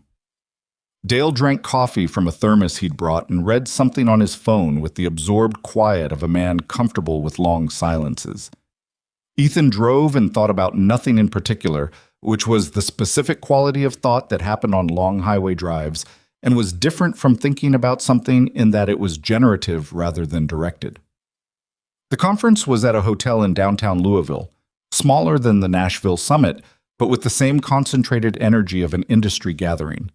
Ethan checked in at the registration desk and got a badge and found the ballroom where the awards dinner was being held, and sat at the table that had his name on a small card beside the place setting. There were 8 finalists for the Excellence in Service Award. Their names were on a card in the program. 4 of them represented operations larger than Ethan's. 3 were comparable in size. 1, a shop in rural Indiana, was smaller. Ethan read through this program descriptions while the room filled up around him and the dinner service began with the organized efficiency of hotel catering, bread baskets appearing and water glasses being filled by people in white shirts who moved through the room with practiced invisibility. Dale sat across from him and ate bread and looked at the room with the comprehensive assessment he gave to every new environment. "Nice place," he said. "Nashville was bigger." "Bigger isn't always better," Dale poured water. "You nervous?" "A little." "Good," Dale said. "Means you care." The dinner proceeded the way industry awards dinners proceeded. Speeches, award presentations in several categories, The particular combination of genuine celebration and professional networking that characterized events where people who competed with each other also needed each other. Ethan ate what was in front of him and listened and participated in the table conversation with the other nominees at his table, who turned out to be, most of them, people he'd have liked to talk to at a different time about the actual work. The Excellence in Service Award was the last one of the evening. The presenter was a woman named Dr. Caroline Marsh, who chaired the association's Standards Committee, and she spoke about the award's history, 22 years, criteria that had evolved but maintained their core purpose, with the focused brevity of someone who respected the audience's time.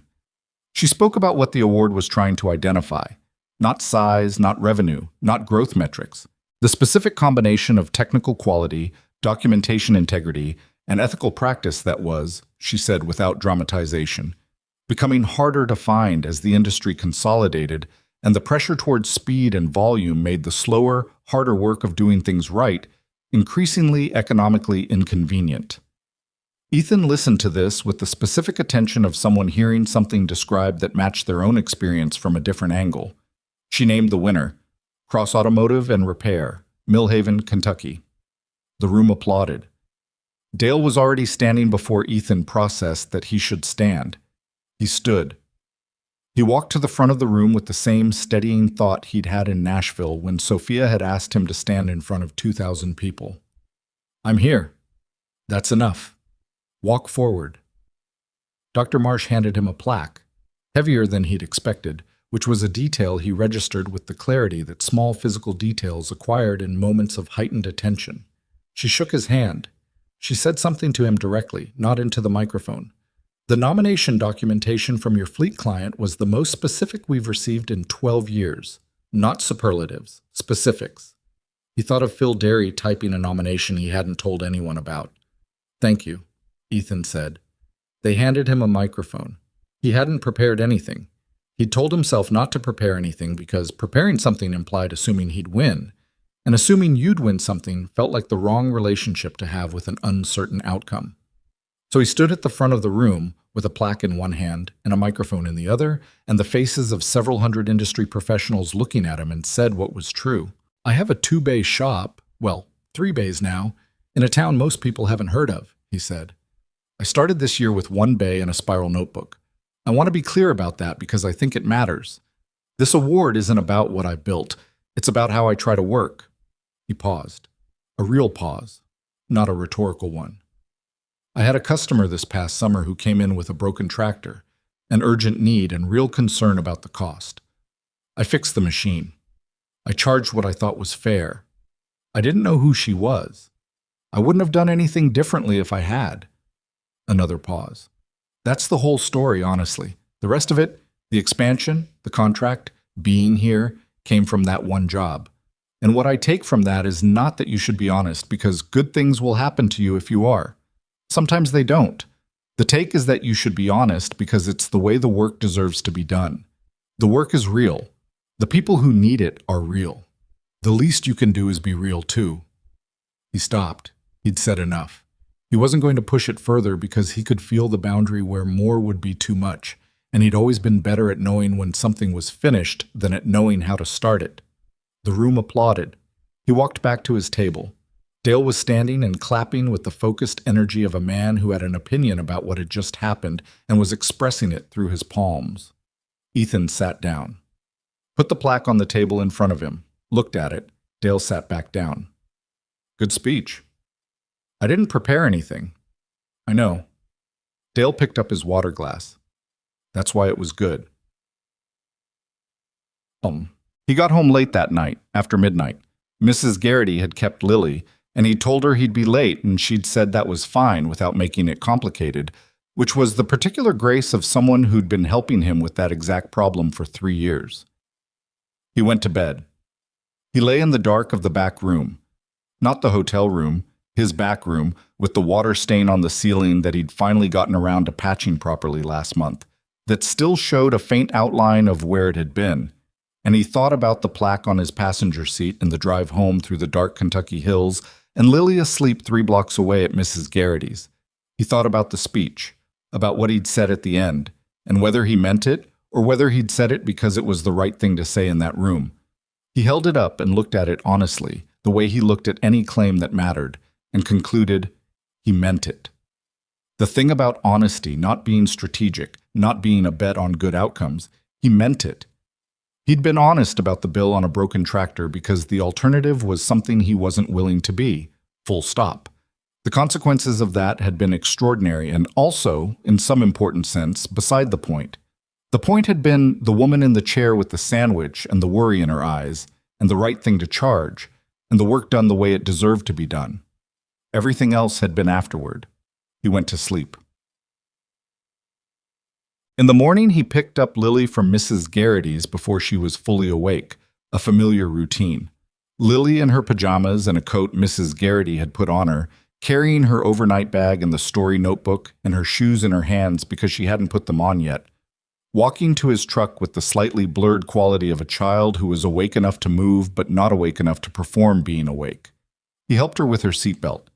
She leaned against the window and closed her eyes for the 3-block drive home, which she did sometimes, not sleeping, just resting in the way children rested when they'd been somewhere that wasn't home, and home was almost but not quite arrived. He got her inside, made her toast. She ate it at the kitchen table with increasing consciousness, her braids from yesterday partially escaped, her feet in wool socks on the chair rungs. "Did you win?" she said, when she'd gotten enough toast in her to be fully present.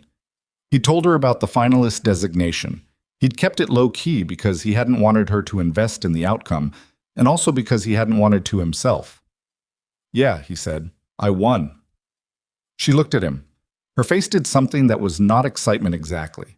She was not an excited reaction child, never had been, but was more serious than usual, the expression of someone who understood the weight of something. "Can I see the plaque?" she said. He got it from the bag he'd brought in from the truck, handed it to her. She held it with both hands, read it carefully, the inscription, the organization name, the year, and then set it on the table in front of her and looked at it the way she looked at things she was committing to memory. "It's heavy," she said. "I know. Where are you going to put it?" He hadn't thought about that. "The shop, I guess. Somewhere visible." She considered this. "Not over the workbench," she said. "That's where the tools live, somewhere separate." She looked at him. "By the door, where people come in." "That's a good idea," he said. She nodded as though this was obvious and picked up her toast. He poured himself coffee and sat across from her. The December morning light was thin and white through the kitchen window. The heat was running, a sound he'd learned to not hear but was always there. "Lily," he said. She looked up. "The story. In the notebook. Is it done?" She looked at the notebook on the table beside her. She'd been carrying it everywhere for 6 months, the spiral notebook that she turned away from him whenever he tried to see it. She looked at it for a long moment with an expression he couldn't fully read. Then she slid it across the table to him. He looked at her. She went back to her toast. He opened the notebook. The story began on the 3rd page, after 2 pages of notes and crossed-out starts that she'd left in, the evidence of the work it had taken to get to the beginning she wanted. The handwriting was careful and large, the handwriting of a child who was taking this seriously, who had decided to form each letter deliberately. There was a man who fixed things. It began. He wasn't magic. He just paid attention. He read it slowly. It was 11 pages, handwritten, with small drawings in the margins. A tractor, a tool, what was clearly meant to be a conference building, a girl with braids who appeared in several scenes watching from the edge of events.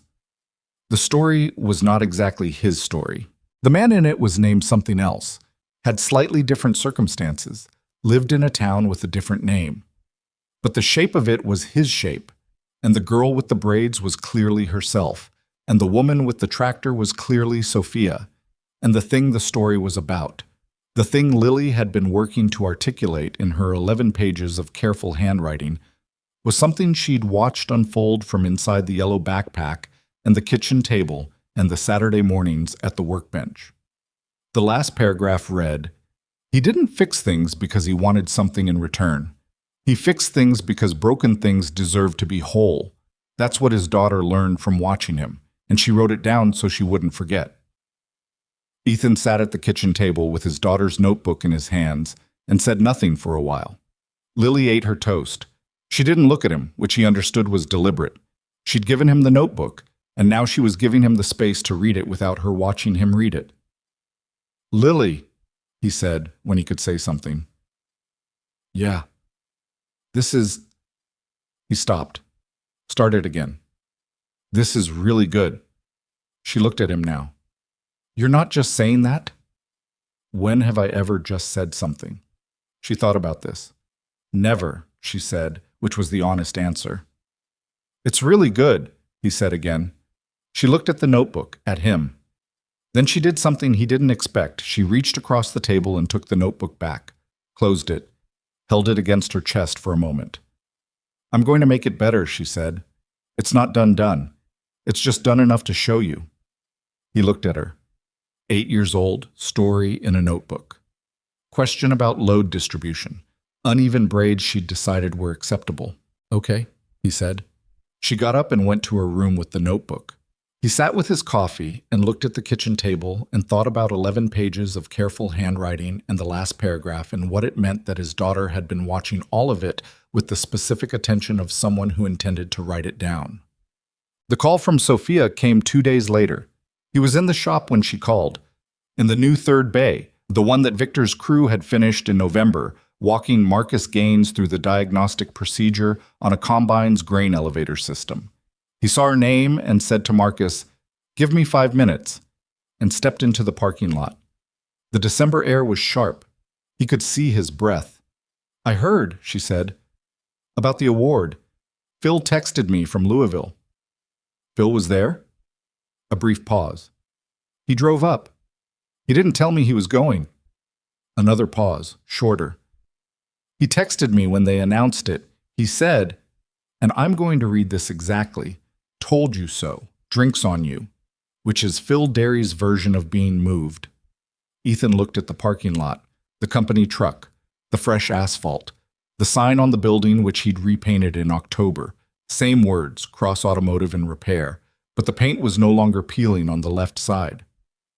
"Tell him he was right," Ethan said. "He knows he was right. He's Phil. Tell him anyway." A small pause. "I will." Another pause, longer. "I want to talk to you about next year." "Okay." "We're opening a new operation in southern Indiana, about 800 acres, different crop profile than our Kentucky clusters. We'll be running 60-plus units up there within 18 months. She paused. "It's outside your current contract territory." He waited. "I want to expand the contract," she said. "New territory, new equipment profile. It would require you to establish a satellite operation, not a full shop, a managed mobile service hub. Probably 2 mechanics up there, running out of a facility you'd lease or build, coordinating with your Millhaven base." The cold air moved through the parking lot. Somewhere down the county road, a truck was going past, the sound of it fading in the December quiet. "That's a significant expansion," he said. "I know. I'd need 6 months to structure it properly." "I wasn't asking for it next month. I'd need to talk to Dale and Tanya about whether they want to be part of growing it or whether growing it changes something about what the work is for them." "That's the right conversation to have. And I'd need the numbers to make sense on the satellite operation before I commit. Not your numbers. The actual numbers for what it would cost me to run it, what the contract would need to pay for it to be worth doing." "I'd expect nothing less," Sophia said. He looked at the sign on the building, the fresh paint. "Can I ask you something?" he said. "Yes." "How do you decide? When to expand, when to hold? How do you know the difference?" A pause that was thoughtful rather than uncertain. "I used to think I knew," she said. "I had frameworks, criteria, decision matrices. I believed in the matrices." A brief pause. "Now I think you know when the thing you're expanding is still the same thing at the core, when the growth is adding capacity to what you already are, rather than becoming something different to chase a number." Another pause. "Your shop is still your shop. Adding a satellite, if it's run by people who share how you work, that's still your shop. If it's not worth doing." He thought about Dale saying 2 weeks ago, about a question. "I was waiting for you to get there on your own. You make better decisions when you reach them yourself. I'll think about it, he said. That's all I'm asking. Sophia. He stopped. Yeah. Thank you. For... He didn't finish that sentence because the thing it was reaching for was too large to name accurately in a phone call in a parking lot. The tractor. The conference. The contract. The nomination Phil had submitted because the relationship had gotten to a place where Phil believed in it. The way all of it had unfolded from one afternoon when a woman with dirty jeans had driven a broken machine into his lot, and he'd done what he always did, which was look at it honestly and fix it right and tell the truth about the cost. You don't have to say it, Sophia said. I know, he said. I wanted to anyway. A pause that had warmth in it. Merry Christmas, Ethan. Merry Christmas, he said. He stood in the parking lot for another minute after the call ended. The cold was the clean, dry cold of December in Kentucky. Not harsh, but present. The kind of cold that made the world look slightly sharper, the outlines of things more definite. He thought about Lily's story. He didn't fix things because he wanted something in return. He fixed things because broken things deserved to be whole. He thought about the spiral notebook still on the workbench, the water stain outline still faintly visible on the patched ceiling of the back room. The Pontiac finally gone from the parking lot, sold to a kid in Harlan for parts. The plaque that he'd hung by the front door the morning after Louisville, in the place Lily had said, not over the workbench, somewhere separate, where people came in. He went back inside. Marcus was waiting at the combine, patient and ready. The grain elevator system was not going to diagnose itself. The morning had its work in it, and the work was real, and the work was what it had always been and what it would continue to be. Not a path to something else, not a means to a larger end, but the thing itself, the actual substance of the days, which deserved to be done right because it was real, and because the people who needed it were real, and because that was the only basis on which any of it made sense. He picked up the diagnostic tablet, looked at the combine, looked at Marcus. Okay, he said, let's find the problem. And they did what they always did. They went to work. But there is a version of this kind of story where the ending is a number. A revenue figure, a head count, a square footage of expanded facility, some measure of scale that the audience can hold and say, that's how much it changed. Those numbers are real. They exist in Ethan's story, and they're not small. But the number isn't the ending. The ending is a Tuesday morning the following spring, when Ethan Cross is in the third bay running a diagnostic, and Lily stops by after school with her backpack and her notebook, the story notebook, version 2, which she started in January after she decided the first version was good enough to show him, but not good enough to stop working on. She installs herself at the workbench with her pencil and her focused crease between her eyebrows, and she works on the story in the background of the shop noise, and he works on the machine in the foreground of it, and neither of them has to say anything for any of it to be understood. Dale is in Bay 2, talking to Marcus about the PTO engagement on a tractor they've seen before. Tanya is on a mobile call 60 miles away, with her voice on the shop radio because she's hit a diagnostic question she wants Dale's eyes on. The management system has 11 open work orders. There's a new work order coming in, a call from Phil Derry's team about a combine in the new Indiana territory that's showing a fault code on the header control module.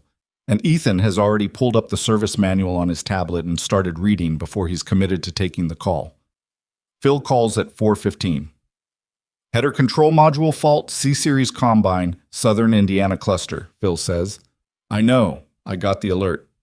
A brief pause. You read the alert before I called. I read the manual before you called.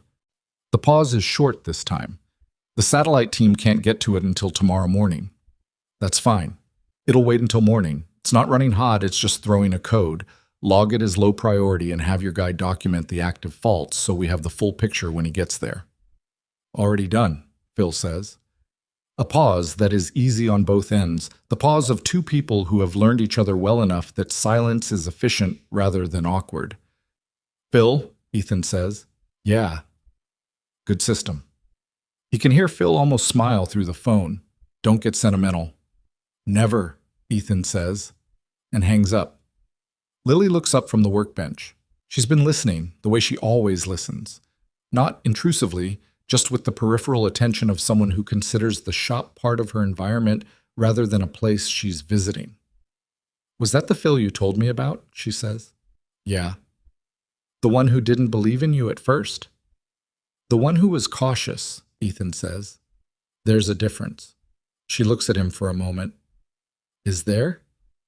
"Caution is when you want to be right before you commit. Not believing is when you've already decided." He looks at the combine diagnostic on his tablet. Bill wanted to be right. He was. He just changed his mind about what right looked like. Lily considers this. She writes something in the notebook. "Is that for the story?" he says. "Maybe," she says. He goes back to the diagnostic. The shop runs around him. The noise of tools and the radio and the distant voice of Tanya's call on the speaker. All of it the sound of a place that is doing what it exists to do. The afternoon light through the high windows is the long, warm light of spring, the kind that says the season has turned and the work outside is beginning again. The tractors going into the fields, the planters running in the long rows, all of it running on machines that needed to be right before they could do anything else. He thinks about a summer afternoon 2 years ago when a tractor had pulled into his lot and died, and a woman had climbed down with dirty jeans and a concern about the bill and 400 acres that needed planting and the time pressure of a season that did not negotiate. He thinks about the hours he'd spent in that engine, not because anyone was watching, but because the machine was broken and breaking things deserved better than being left broken. He doesn't think of that as the beginning of anything. He thinks of it as a Tuesday then, a job that came in, a customer who needed something. That's what it was. And what came from it came from it. And the thing that allowed what came from it was not exceptional intelligence or unusual luck or being in the right place at a moment when the world happened to be paying attention. It was just the work, done right, over and over, in the presence of nobody in particular, for no reason except that it was the right way to do it. That's the whole of the lesson, if there is one. The world doesn't always see it. People don't always reward it. Most of the time you just do it, and it goes unnoticed and you do it again. But somewhere in the unnoticed accumulation of doing things right, a character is built, quietly, without fanfare, the way a foundation is built, underground and invisible, until the thing on top of it needs to hold weight. And when the weight comes, and it comes for everyone eventually, in one form or another, what's underneath either holds or it doesn't. Ethan Cross is in Bay 3 with his diagnostic tablet and his 4-person crew and his 3 bays and his management system and his plaque by the front door. He is 34 years old. He has a daughter who is writing her second draft of a story about someone like him and who will probably, he suspects, write a third draft after that and maybe a fourth, because she has learned from somewhere, and he is not entirely sure where, that good things take more than one pass. The Combine's header control module is going to wait until morning. The morning is going to come. He does the work that's in front of him now. That's all. That's everything.